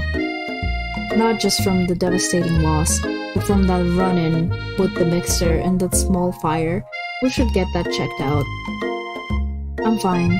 Can you just leave me alone? I'm a loser. I'm not fit to fill your fryer. I'll never be a master chef. Failure is a part of life, not just for you, but for all of us. Do you think I've never failed at anything before? That's exactly what I think. Well, then think again. I wasn't always the man you see before you. Enrolled in culinary school, incredibly handsome, successful, motivated, and definitely not humble at all. Well, handsome, sure, I was born that way. But I've walked other paths and arrived at dead ends. I was passionate about life, but I failed as an obstetrician. I was passionate about justice, but I failed as a lawyer. Oh my gosh, that's true! I forgot he was actually... Yeah, he worked... I don't think he was a lawyer, but he was some kind of... whatever... He did work in the government, and I think he got fired because he got into a fight with someone? With like a client? Because I remember learning about that about Colonel Sanders. I was passionate about livestock, but I even failed as a mule handler. That one was especially humiliating. Mules can be so cruel. I didn't know. People see my delicate ribbon tie and my well-kept beard and assume that I've got it all together, which is true now, but it hasn't always been. Sounds like this guy could really use a hug. I resolved then that I was going to amount to something. No amount of hours, labor, or money would deter me from giving the best I had to give. As Colonel Sanders changes focus, you can see something ignite inside of him. A burning passion. One has to remember that every failure can be a stepping stone to something better. My new dream is pure. It's honest. It's something that a humble man in a crisp white suit can be proud of. I will create a new chain of chicken restaurants that will bring joy to the entire world and make up for my past misdeeds. Yay! Just as your moment grows intimate, you're interrupted by a threatening, shadowy presence. Battle scarred from the night before, you prepare for the worst. It's the spork monster! Orko? It is I. I know I said I wouldn't be back, and after the whole fight to the death thing, maybe you don't really want to see me anymore, but I just wanted to say that I was wrong to attack you, and I apologize. I know what it's like having to always look over your shoulder. Monster problems, am I right? Aw, thanks, Porco. I'm glad there are no hard feelings. Getting jumped by a giant creature in the dark of night can really rile a person up. I also want to apologize for the way I switched right into attack mode. I know that you're strong, and cooking school can put a person under a lot of stress. I actually used to go to this school. I wasn't always a sport monster, you see. I don't believe it. You were human once? Well, no. I was a golden retriever. Oh my gosh, she was a dog? But I was still a student, until one day, some mean kids with magic spellbook cast a dark enchantment on me, and I was forever transformed. A magic spellbook? Precisely. I had procured a copy for myself, but somewhere along the way, I've lost it. If you find such a book, I beg of you, respect it. You're a powerful chef, and shouldn't rely on such dark and evil magic. No, you should be protecting the innocent from those who would cheat them through sorcery and guile. Guile? If you need me, don't fear, I will be there. It sounds like there are some bad cooks in the kitchen of life. Izzy, together I am sure we can defeat them. Interesting, he was a golden retriever before. Aw, poor puppy. Come back to my hideaways and we can discuss. A personal invite. You can't imagine what Colonel Sanders' home must be like, but it sounds like you're about to find out. Oh, we're going to his house now? Stepping inside Sanders' home surrounded by his things, you start to feel a special bond with him. Oh my gosh, look at that, there's baby Sanders over there. That's a cool house though. Like, look at that, it's a lake and the window with the view. That's really nice. It looks like you live such an exciting life, Colonel Sanders. Every day can be an adventure if you approach it with the right attitude. Long ago, I made a decision to never stop searching, never stop working, never stop imagining. Have you been working on any new recipes of your own lately? I'm always excited to talk about food with another ambitious chef. Well, there is something. It's just a side dish that I've been tinkering with, trying to find the right balance of flavors and textures. I'm not sure I've nailed it yet, but I'm close. Colonel Sanders' eyes perk up as he starts to wonder what dish you might be describing. It's meant to pair with something spicy or something crispy. Both, perhaps?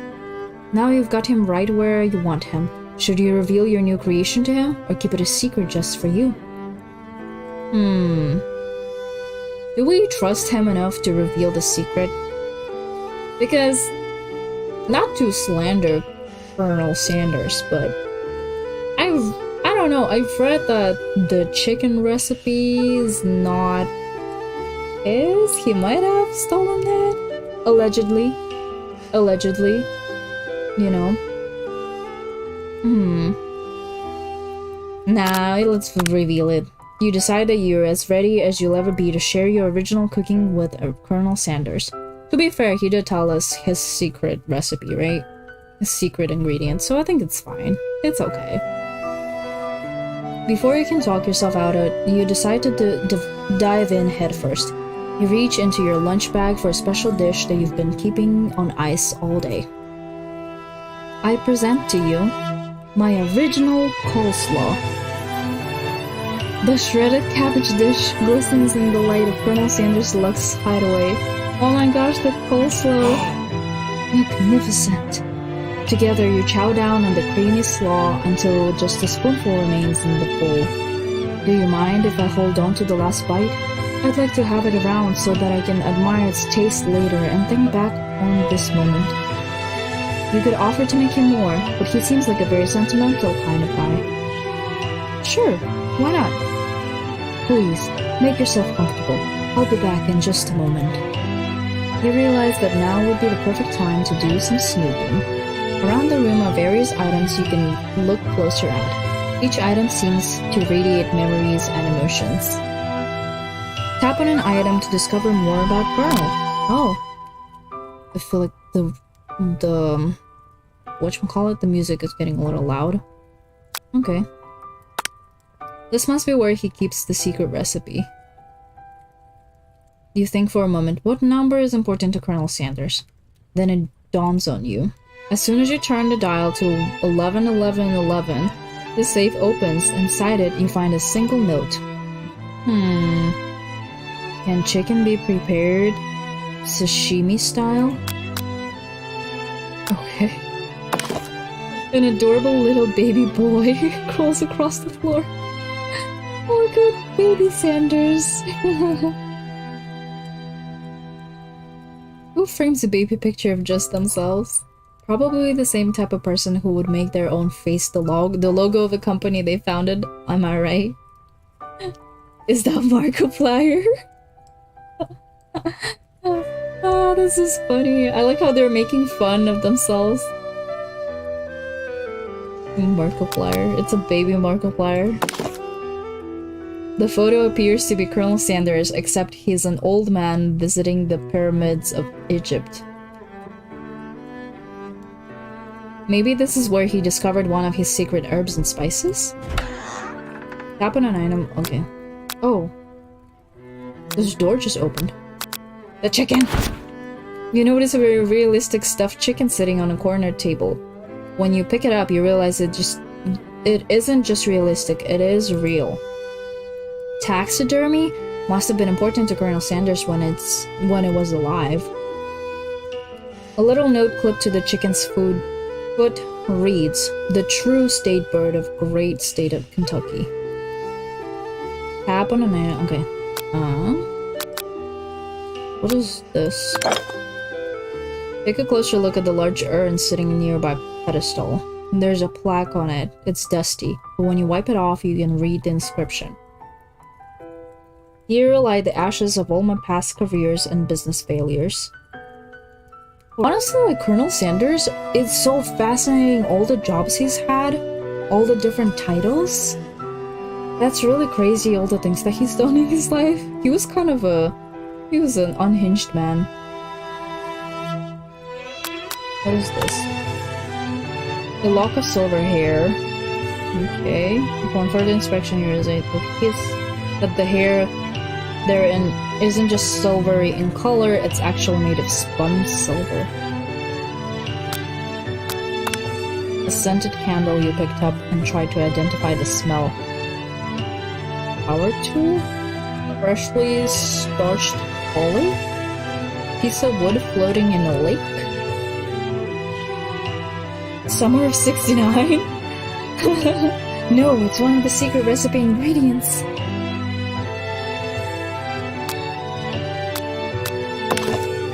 One of the framed photos shows an old man who looks a bit like Colonel Sanders standing with a friend. They hold fried chicken drumsticks and appear to be cheersing them. You look closely and see that there is a short inscription. I wonder who my friend Pete is. Who is Pete?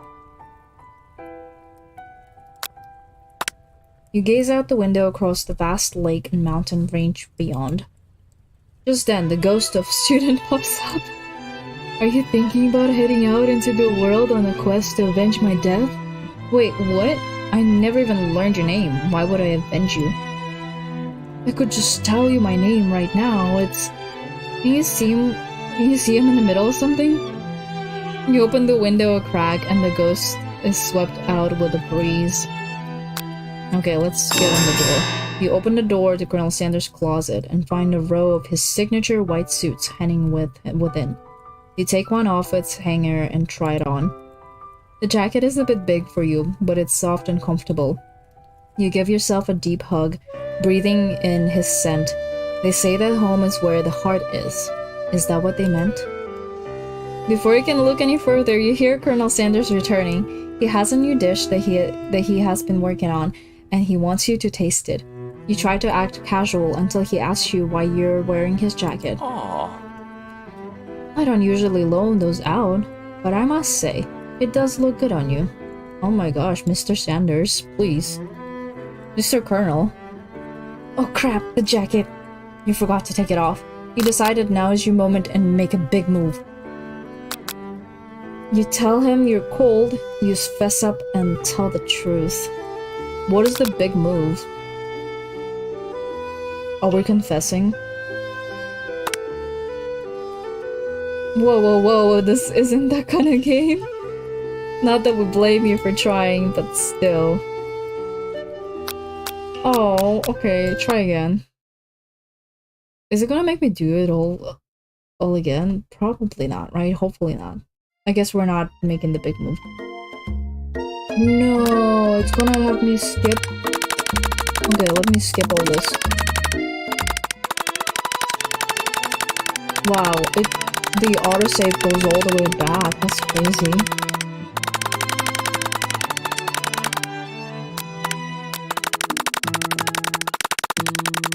Skip. Skip all of it.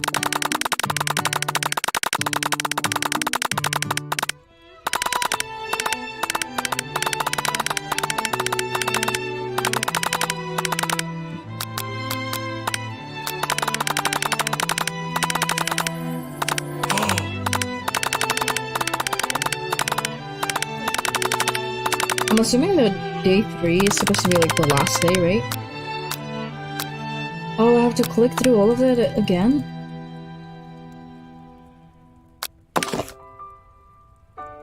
When did the thing open?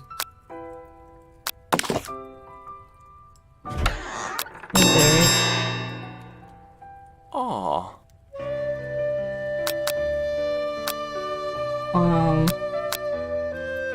However cold. I'm so sorry, I didn't mean to intrude. I just got a little cold and thought this might warm me up. Colonel Sanders smiles and scoots closer to the fireplace. It's warm by the fire. Why don't you come a little closer?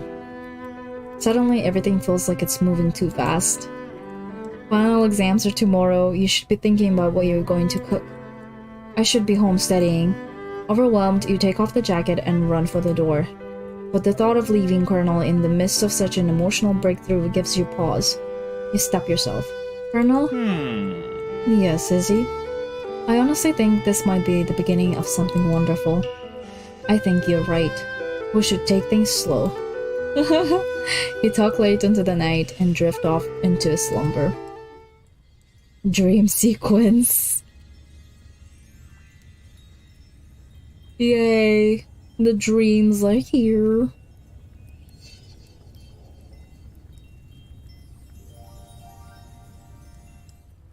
You awake to a beautiful morning in Colonel Sanders' hideaway.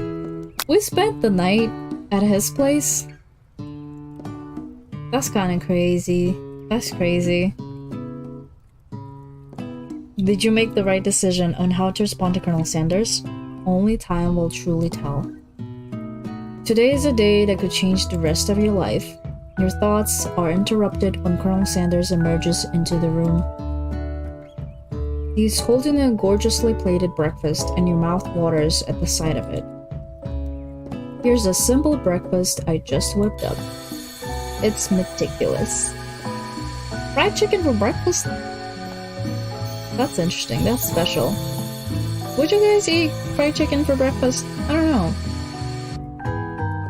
You taste Colonel Sanders' food, and it takes you on a journey. When you return, he's waiting to ask you an important question. So, would you say that we're the perfect match? How presumptuous! My cuisine and your taste buds, that is. Such confidence, such grace. Could he be the world's greatest gift to cookery? Take him down a peg. Flatter him. What does that mean, take him down a peg? I don't know what that means. Flatter? You know, I think we might make a great team. A single tear begins to pool in the corner of his eye as he gazes out the window. And with the right business partner, I know I can't fail. Business partner? Did he be talking to you? It's all happening so quickly. Overcome with emotion and confused by your feelings, you're on the verge of tears. Unable to speak, the only answer you can find is to run out the door and get home. There's still one more day of school after all.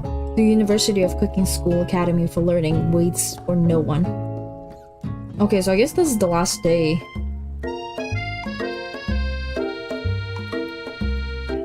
I need some water. Ooh, been lying for 2 hours now, wow. Okay, this is the last day. We're almost there.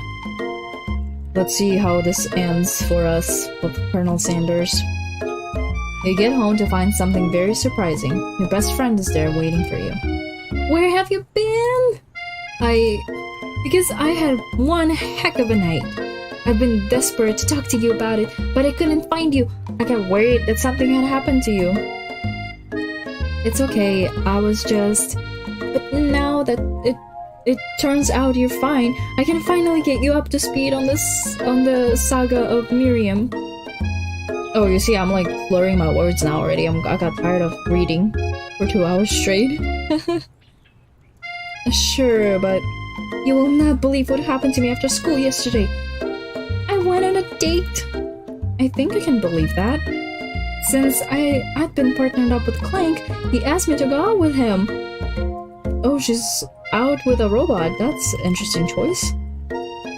Of course I told him you'd better keep your dials turned to polite and respectful. I'm not that kind of girl. But he was just interested in spending some one-on-one time together and getting to know me, so I said, yeah, sure, I can get to know a little metallic guy. Long story short, he took me skydiving with his friends, but things quickly got spiraled out of control. Skydiving with robot? That's interesting, that's something else. Did she just say skydiving as if that's a typical first date to go on with a talking pressure cooker? And now I'm not really sure where we stand. You don't give Miriam time to tell her whole story, however. Bottled up the details of your own night is just too much to bear. And I went on a date too. Back to Colonel Sanders' house. Honestly, this is not my character at all. I mean, like, we're so selfish. This whole game, we're just selfish with thinking about ourselves. I'm like, if I have a best friend who's telling me about her date, I would listen to her. I don't care about expressing what happened to me because, like, she's trying to tell me a story. I would listen patiently, you know? Like, this character is very selfish. You what? Nothing happened with the emotional connection. Wowzers. Miriam offers to support you no matter what you do. Together with your bestie, you feel like you can do anything. When you arrive at school, you encounter your rivals in the quad. You can tell from a distance that they're picking on Pop though he himself might not quite grasp the fact. Because you know he's Pop. What's a swirly? It sounds delicious. Oh, it's great. I'll order you up one right away. I'll have my swirly with sprinkles, please. Haha, Sprinkles is a dog and a treat. You can get your swirly dip too. Why don't you pick on someone your own size? Because I'm literally the biggest person at the school. There is that horse that Colonel Sanders rides to school, but who would dare to pick on such a gentle and beautiful creature? You've got some nerve, Izzy, suggesting I pick on a defenseless horse. Now you're twisting my words, and I won't have it. You clench your fist, but the injury from yesterday's mixer accident makes you wince with pain. Doesn't look like you can go on cooking like that. Might as well just give up. I'll never give up. Ever. Are we gonna be able to even complete it since our hand is injured? I didn't know it was injured that badly though. Colonel Sanders arrives just as it appears things are close to boiling over. A naturally intuitive person, he senses that something has been going on. Is everyone excited for the final day of school? Izzy, how's that hand feeling? I'm sure you're back in fighting form by this afternoon. Aren't you concerned about my hands, Colonel? Yesterday I almost broke my nail winning so hard. Technically, I don't believe a winner was decided, but your presentation was quite impressive. What is he doing complimenting her? Oh, come on. That's so irrational. Like, people can just compliment other people, there's nothing wrong with that. But come on. But what about the flavor of my delicate, warm, gooey chocolate sauce? It was clear that you're passionate about how your food is received. That's a lot of words to say. It was bland. Excuse me, Izzy. I'm more than capable enough to speak for myself. Maybe you could tell me more about your thoughts as we walk into class, Colonel? I'm always interested in discussing the fine art of fine foods. See you inside, Izzy. Annoyed by Colonel Sanders' inability to see Ashley for who you know she really is, you walk across the quad to get some distance. Honestly, no. We were kind of off the charts there. Like, that was not very appropriate or reasonable at all. I agree with Colonel Sanders on that. He's just being polite, you know? Also, he treats Ashley the way she treats him, and not the way she treats us. So I think that's fine. I don't find a problem with that. I think we were really petty and toxic. In an attempt to distract yourself from how slighted you feel by that interaction with Ashley, you take out the spellbook you recovered yesterday and start flipping through the pages. Wow, what's that book? It looks like a bad news. It's just something I found lying around. It would appear to be some sort of grimoire, but I don't really believe in that magic stuff. A grimoire? Like a book of spells? I don't know. Who'd spend so much time decorating a magic book if it weren't really powerful? I can't think of one surefire way to find out. You open to a page covered with arcane warnings. Cast only in case of extreme emergency, it says around the edge of the pages. I could use this spell here that says it will erase anyone I choose from all of my memories. If I scrub out Colonel Sanders, it would probably help me focus better on the upcoming final exam. That is way drastic. Couldn't you do something else? Like, anything else? Not rooted in dark magic? Maybe tie a string around your finger? Okay, fine, it is drastic. But desperate times call for desperate measures. You've got a memory erasing spell sitting right in front of you. And a pretty good excuse to try it out. Cast the forbidding spell, don't do it after all. Don't? That is so dramatic. That is so unnecessary. I say don't. Don't do it. You take your friend's advice and put the book away. It's almost time for class. Sprinkles is already in the room, waiting for the students to arrive. He clears his voice to make a quick announcement. I want you all to know I feel something of a dog moment coming on, but I assure you it's nothing to be afraid of. His cute little nose crunches up and he begins to breathe quickly. He must be hungry, reaches for some old reach for some old homework to give him as a snack. Dogs can be rather unpredictable, especially Sprinkles. Wait to see what happens. Sprinkles stops in his tracks. He focuses in on the window. The room is deadly silent. Uh-oh, what is Sprinkles thinking? When you follow his gaze, you see a tiny orange squirrel perched on the cherry tree outside. He sees a squirrel. That's so cute. He's just trying to chase the squirrel. Sprinkles turns feral and runs to the window of the classroom. He begins barking uncontrollably at the squirrel outside.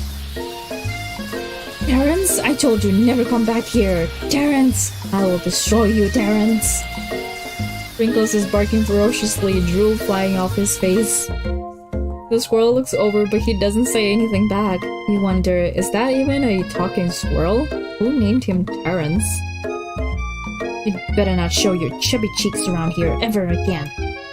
After Sprinkles is satisfied with his presence, has been felt by not only Terrence but any other squirrel is in hearing distance, he returns to his professional tone. I apologize for the outburst. This actually brings up an important point. Thank you, Izzy, for reminding me to dole out this indispensable bit of wisdom. You see, but before you can go any further, Miriam's love drama spills over into the class. Uh-oh. Sprinkles is interrupted by whirls and sparks coming from the back of the room. I told you to save it for after class. You think I wanted to be thrown from a plane, strapped to a stranger? Miriam and Clank appear to be arguing, but you still haven't learned to speak Clank's language of mechanical noises. But no, you had to show off to your cool kid friends Jeff and Joanne, J&J forever. Watch us form a triangle in midair as we descend. Triangles are the strongest shape, don't you know? Bzz, bzz. Yeah, well, that doesn't make it a great date. Beep. Then take Jeff and Joanne with you. You can all hold hands as you pedal down the mountain or off a cliff for all I care. Yeah, you don't take other people on a first date. Clank begins to shudder. Steam pours out of the gaps in his panels, and then a loud ding stops him in the tracks. Zzz. No amount of seasoning is going to make me want to eat that, Clank. Clank burps out a completely deep-fried sneaker, considering that he himself has wheels, not feet. It's not entirely clear where it came from. That's a little bit concerning.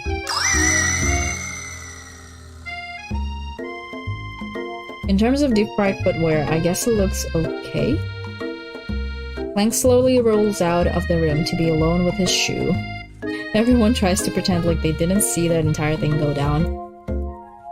Nothing like a loud public breakup to cast the all over to final day of school. Well, that was unfortunate.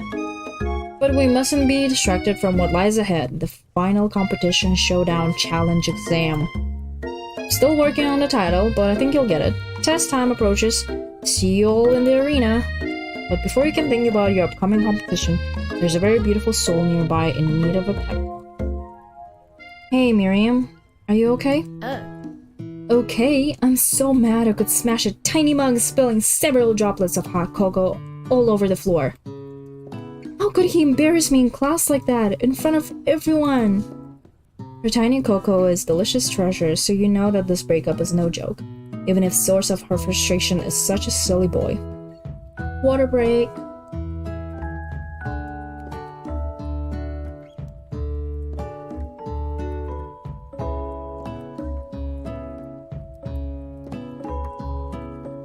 I know that you know this, but I'm gonna say it out loud. You don't need anyone.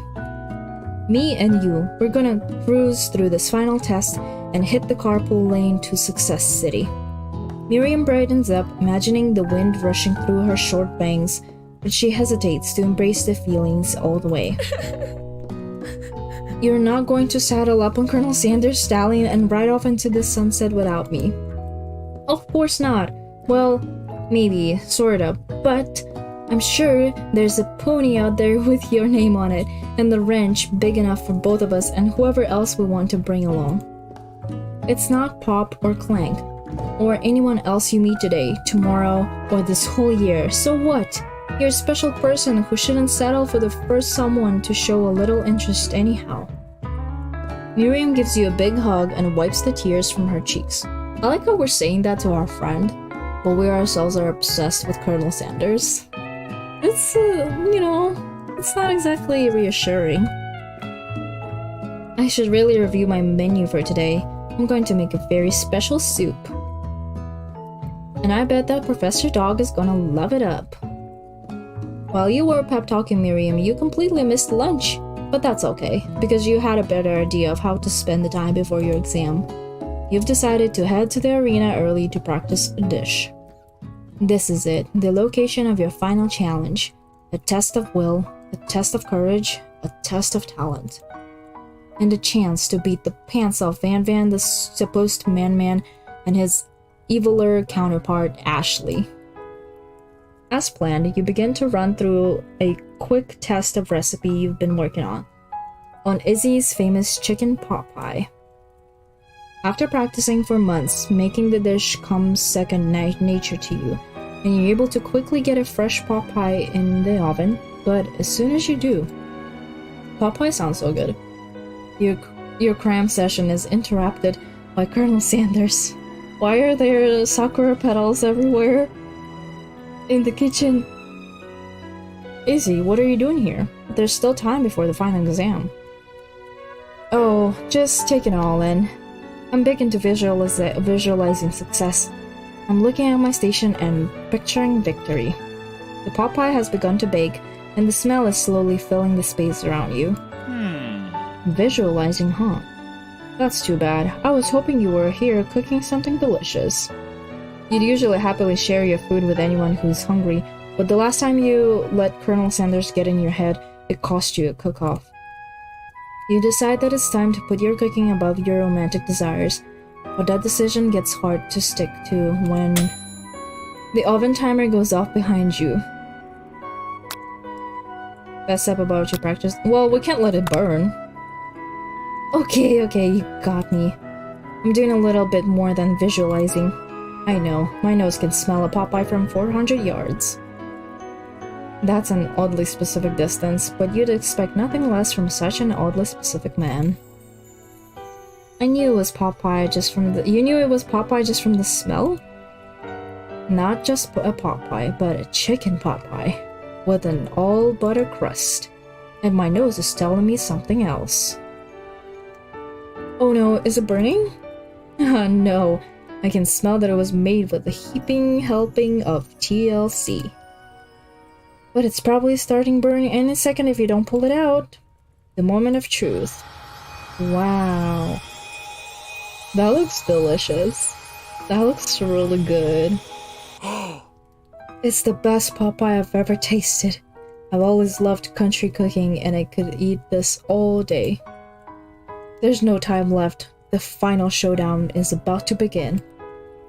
Sprinkles lays down the ground rules. There are no rules, that is, except to cook with everything you've got. You step up for a cook-off of a lifetime. You decide the mac and cheese plus the Popeye you've been practicing are just the dishes that will push you over the edge to victory.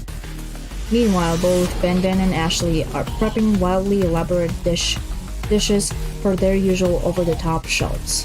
Over-the-top shelves, not shelves. You see, I'm having a hard time reading.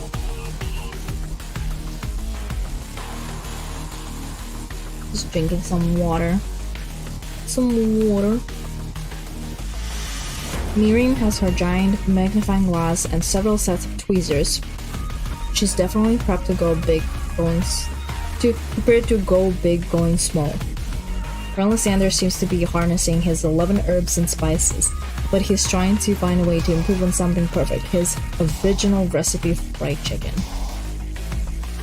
Oh, KFC fried chicken is delicious. I want some. The intensity in the room starts at a full 10 out of 10 with a frenzy of action. Everyone is calling out really cool special cooking moves as they prepare their food. Wow, this is getting serious. Colonel Sanders batters his chicken as it levitates through the air. Egg wash. Miriam fiercely injects ingredients into an itty-bitty pot of broth. Best fried bastard blaster! Van flexes his pectorals as he chops open a sea urchin. Let's rock and roll. Ashley scoops her pastries off the tray with lightning speed. Swallow personality spatula. That sounds weird. Even Clank gets in on it. 5-dial pressure point chicken cooking technique. Wait, when did Clank learn to speak English? It's the singularity, as the foretold. We mustn't let it happen, or the appliance uprising will take us all. Self-destruct. Van quickly unplugs Clank and rolls him onto the back door of the arena. Is that fair? That seems like cheating, no? As you frantically prepare your dish, you notice Ashley has her spellbook out. Is she going to use some dark magic to turn the tide? You've got a book of your own, and you're desperate not to see her win another battle. Should you take this opportunity to fight magic with magic, even if it's almost certainly evil magic? No. Why would I do that? Who needs magic when you've got passion? I'm going to do it the hard way. Colonel Sanders sees that you've chosen to win in your own terms, and he gives you a subtle wink from across the room. Oh, hi, Daddy. I believe in you, Izzy. Miriam notices too. Ah. And I've always believed in you, since we were little kids, because I'm your best friend forever. You turn to notice that Miriam is at your station cheering for you. Miriam, what about your dish? If you're here cheering, who's cooking? Tiny food, short cook time. I am actually already done, so I thought I'd help you. Oh, that's sweet, but Miriam tosses a handful of spices directly into your bowl of boiling noodles. It's the secret ingredient. However, she doesn't know that you lied and the ingredient was made up. And where in the world did she get Eye of Newt from? The boiling pot explodes, sending Miriam flying backwards. No, did we mess up with that? But I didn't want to share his secret because he trusted me with his secret. The watery noodles begin to swirl in the air, bubbling up into the dark cloud that thickens and congeals before your very eyes. It is I, Steve, the spork monster. Steve? Wait, what happened to Borko? You're not here to battle me, are you? We spork monsters are many. I think Borko had the day off. Well, you have conjured Steve, and I hate to battle. So I'd say you're doing pretty alright. Oh, hey, you're in the middle of a cooking competition. I love this stuff, it's better than TV. Honestly, yes, I like watching cooking competitions. You crazy kids and your culinary skills really impress me. Mind if I hang out? I'm sorry, Steve, but I'm kind of in the middle of something. Do you mind? Steve, the spork monster, notices that you've got the grimoire stashed beneath your cooking station. I see what you're up to. Crisscross some magical items and accidentally summoned me, huh? Yeah, I guessed it. You guessed it, sorta. You're here. Would you mind tossing some fresh noodles in a pot or salted water? I'd love to. I always wanted to be a top chef, actually. You know, when I was just a little spork pup, back in the old country, you can feel spork monster winding up to tell a very long and involved story. You don't know exactly where they came from, but it seemed like it was probably lonely there. I understand it's kind of like that time in monster school that I had falling asleep during scare tactic class, and when I woke up, he tosses a serious stare at Steve and he takes the hint. Never mind, I'll tell you later. Good luck! Having suffered this huge setback, you don't know how you could ever win. Summon extra power from deep down within yourself. Give up and drop out. No, we do not give up. I can do this. I have what it takes. I came here to win. Your hair turns mac and cheese orange as culinary energy flows through your body. My heart is pure, my hands are steady, my taste buds have been preparing their entire lives for... Yes, Izzy, you are the chosen one. You will avenge me. The power you've been summoning immediately fades back out. You interrupted my inspiring monologue. Sorry. My heart is pure, my hands are steady, my taste buds have been preparing their entire lives for this moment. I will show the world my cookery. You begin to levitate off the ground. Energy courses through your body. Oh my gosh. You know that with the power you can do anything. Except turn back time, which would be super useful because while you were powering up, your chicken pot pie overcooked in the oven and can't be served. Oh, we really messed this up. But don't worry, dear Izzy, you might have suffered some setbacks, but all is not lost. Impressed with your fortitude, Colonel Sanders decides that you have earned his support. I've been watching you today, and I must say, I'm truly impressed. You've been thinking on your feet and rolling with the punches. Oh, the music is getting quite loud. He steps up to your station and stands right beside you. I am here to help. He has come. He has come over here and help us here. All you've managed to make is mac and cheese, and time is almost up, so you're going to need it. But Colonel Sanders, what about the test? What will happen to you? What about the rules? Following the rules has never really been my thing. I follow my heart. I thought they said that there's no rules. What a guy. Colonel Sanders unfolds a delicate white towel to reveal the most delicious fried chicken tenders you've ever laid your eyes on.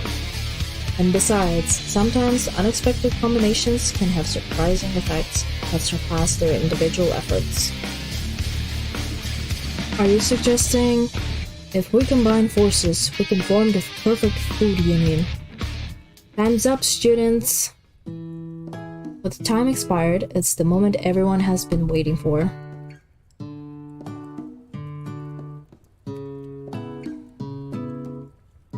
You must now prepare to present your dishes. A handful of students stand tall, but the class seems incomplete. It seems we're missing some students. Pop? From off screen, you hear a pure and innocent giggle that can only come from one student. Hehehe, I'm flying. It sounds like it's coming from the broom closet over there. Miriam, would you mind? Inside of the closet, you see Pop, and hanging on a broom hook by the elastic of his underpants. Oh no, what happened? Pop, get down from there right now. Let me guess, did Van Van have something to do with this? When someone asks for a wedgie, who am I to refuse? I thought a wedgie was a salad. Oh, you poor bastard. It looks like Pop is eliminated from the challenge, seeing how he didn't cook anything. I can't feel my legs. May I be excused? Sure. You kids and your pranks. I must say, it's not the worst prank in USCAL history, but it's not exactly your yearbook material. Wait a second. Pranks. Clank. Where did that pressure cooker roll off to? You wait to hear a signature word, beep, or other automatopoeia, but there's none. Somehow, he must have gotten unplugged, I guess. We'll have to figure that out later. That leaves only 4 remaining students. Please, collect your final projects. Yes, it has been a long semester. Wow, 3 whole days long. But after days of hard work, the time has come for me to eat. Miriam, please step forward.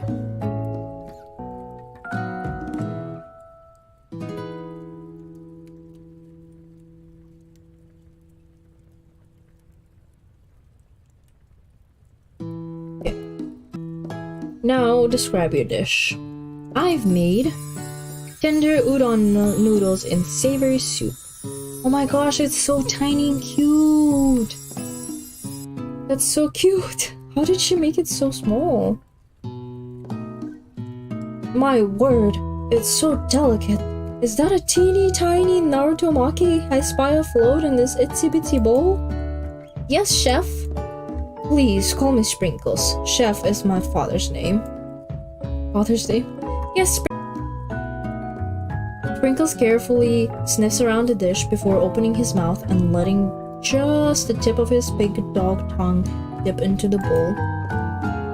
Sublime. Would anyone else like a taste? Oh, come on. I'm not one of those dogs who doesn't floss. I even have a really cute electric toothbrush for dogs. Fine. I'll enjoy it all by myself. And in a flash, the entire meal has been devoured. Not that it took much. It was less than a thimble's worth of soup. A+. Rarely do I taste a dish with as much love poured into it as yours. Miriam is overjoyed. She gives you a huge hug. Yay! She passed the school. She passed the final. Thank you, Izzy, for helping me to believe in myself. Van, you're up. Now, describe your dish. I made uni over smooth egg custard in an axe home urchin shell topped with caviar. I don't know how to read any of these things, and that looks really gross. Urchin? Yes, Sprinkles. A bit much, don't you think? That's exactly why I did it. A bit pawed erratically, causing the custard to slosh around. Woof woof. Please be gentle with my cuisine. Grrr. Finally, Sprinkles goes all in, tongue first, but he can't get past the needles. He reels back as his tongue is poked and prodded. Ouch, my tongue! The professor appears to be having an allergic reaction to the sting. I can't eat this. It keeps poking my tongue. Disqualified. Oh, Van didn't pass. A stunning turn of events. Who would have thought that serving food in a bowl made of needles could make it difficult to eat? Dejected, Van does not go gentle into the night. Disqualified? For glamour? Don't discount the simplicity. This isn't the last you've heard of me. Before forcing us to endure his swollen tongue for another moment, Sprinkles graciously laps up a bowl of milk. I know. Yeah, I'm a dog and I drink milk. Get over it. Sometimes it helps calm my agitated tongue.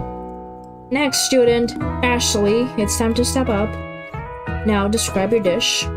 I made orange blossom Turkish delight in a light rose water syrup topped with French meringue and connected by sugar glass.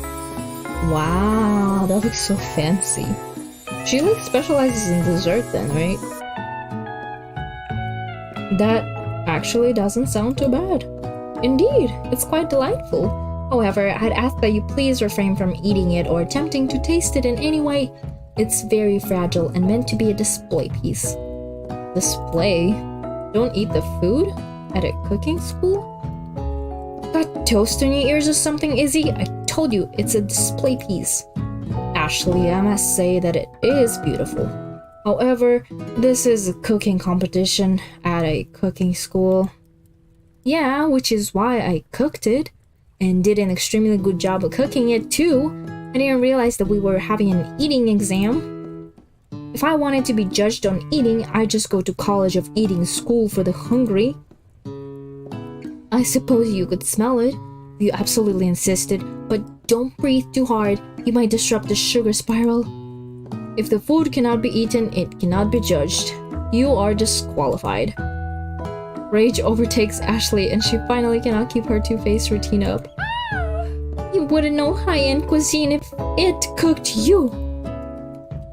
And with that, Ashley storms off to rededicate herself to being the best, but this time without being shackled by trying to be fake nice and liked by everyone.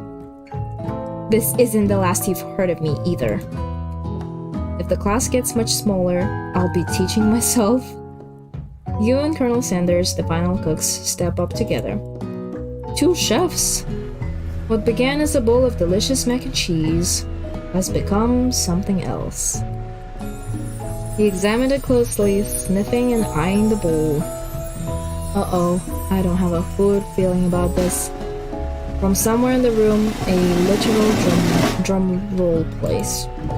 Just when I thought I've seen everything in this kitchen, you give me this thing, and completely blow me away.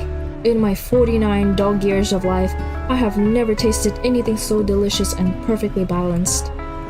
It's so delicious, in fact, that everyone passes the class.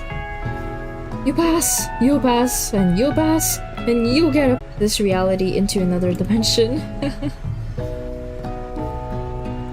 You win. Together, you and Colonel Sanders have made a new menu item. The new menu item is so impressive, even the Van and Ashley are drawn back in by its majestic fragrance. When they gaze upon your mac and cheese bowl, they admit that you are indeed an excellent chef. Sprinkles declares that you have passed. Everyone has passed. There were supposed to be more battles, but come on, how could they be better than this one? Now that the school year is complete and everyone has graduated, students return for one last assignment to get their groove on. The cafeteria has been completely redecorated in order to serve as a site for school's graduation dance. Oh, we're going to be dancing with Colonel Sanders? Compared to the massive high-tech cooking arena, the humble decor seems downright cute and cozy. I like the colors, that's so nice. The blue and the purple. DJ Dog is in the house!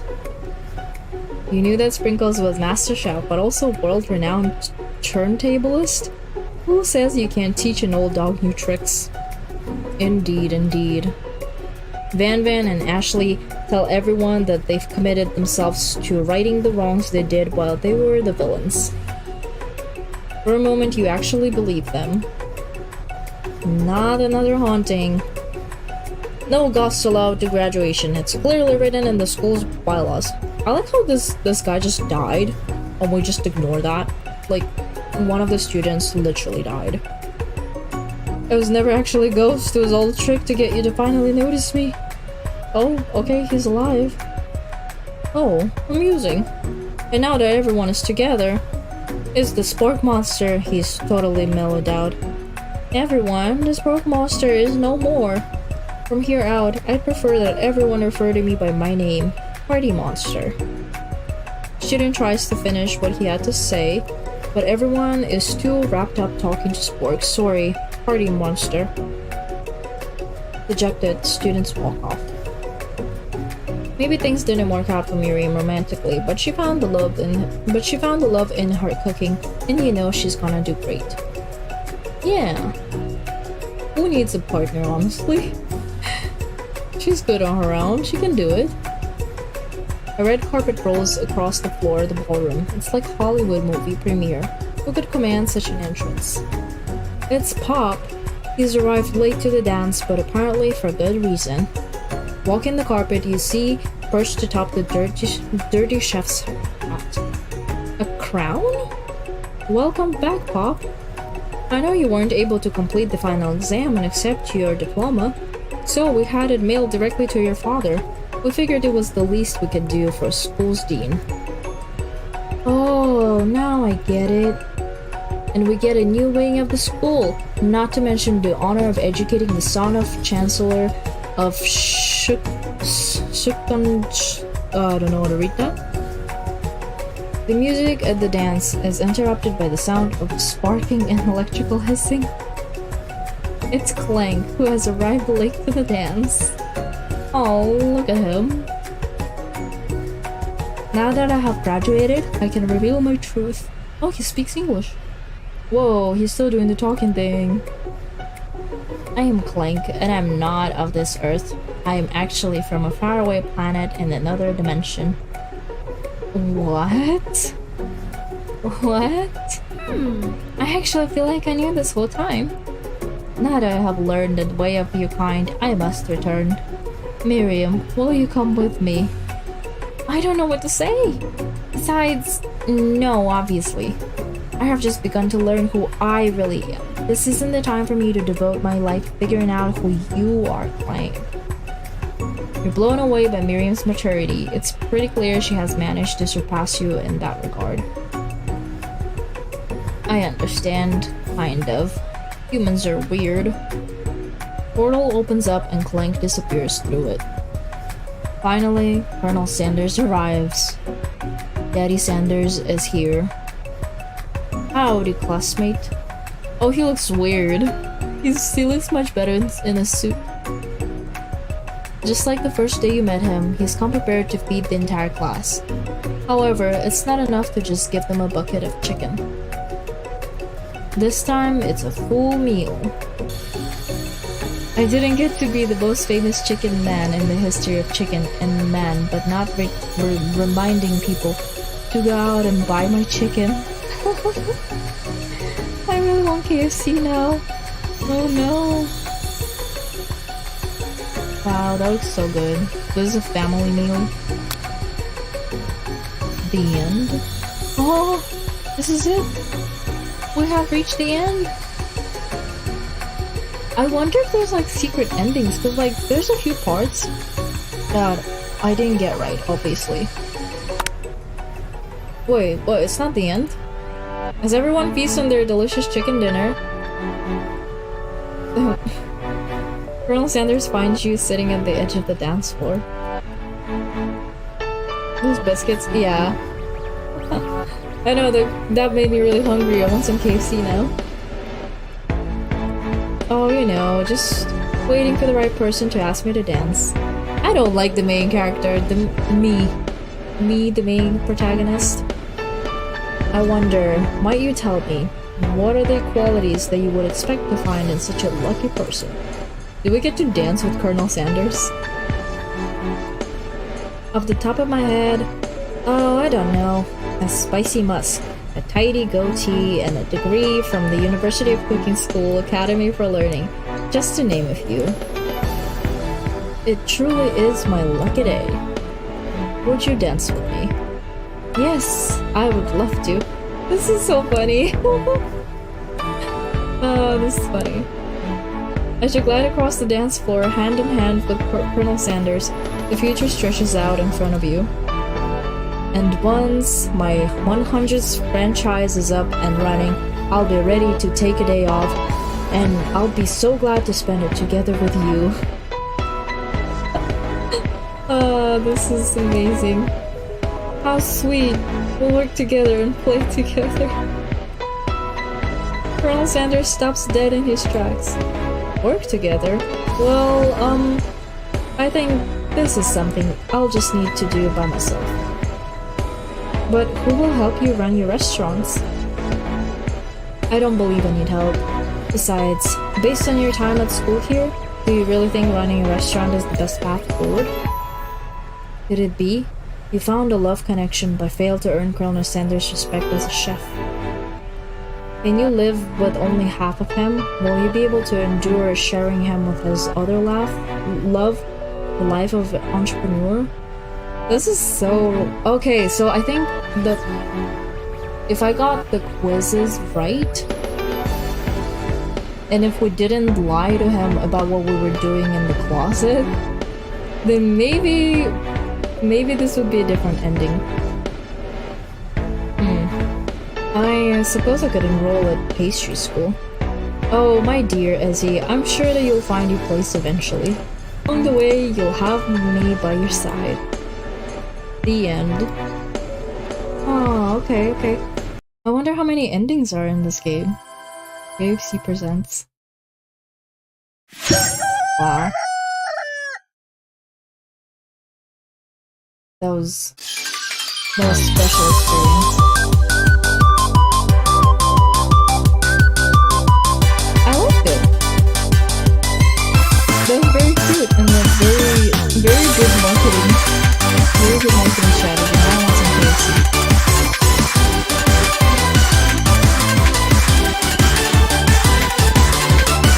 It's a little longer than I expected. I think it's almost 3 hours. But I liked it. That was pretty fun. Wow. Well, that was a special experience. I guess we didn't win over Colonel Sanders all the way. We didn't impress him as a chef. And I wanna find out like how many endings are there. But that was interesting. Really good. I would definitely recommend to play this. Just for a cute story, I guess, because it is free, so that's really nice to experience. That was so funny though, like Colonel Sanders is just an anime character. That's hilarious. Yeah, learning about Colonel Sanders is kind of crazy because he's done so many things in his life. Like, it's insane. He was kind of an unhinged man. He's kind of crazy. And also, I watched like some of the old KFC ads. They're so creepy and weird. They kind of remind me of the modern insurance ads like Geico and Progressive and stuff, but even weirder. But yeah, now I want some KFC chicken. Anyways, this has been a very long stream. Almost 3 hours. But tomorrow, hopefully I get to play Genshin on stream. I'm gonna be pulling for Kave.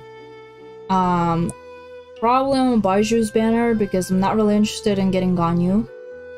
But definitely I'm gonna try to do that on stream. If not happening tomorrow night, then probably Wednesday morning / afternoon. But yeah, this was fun. Thank you so much for coming. Thank you for stopping by and going on a date with me and Colonel Sanders, I guess. Alright, bye-bye. Have a good night. See you tomorrow.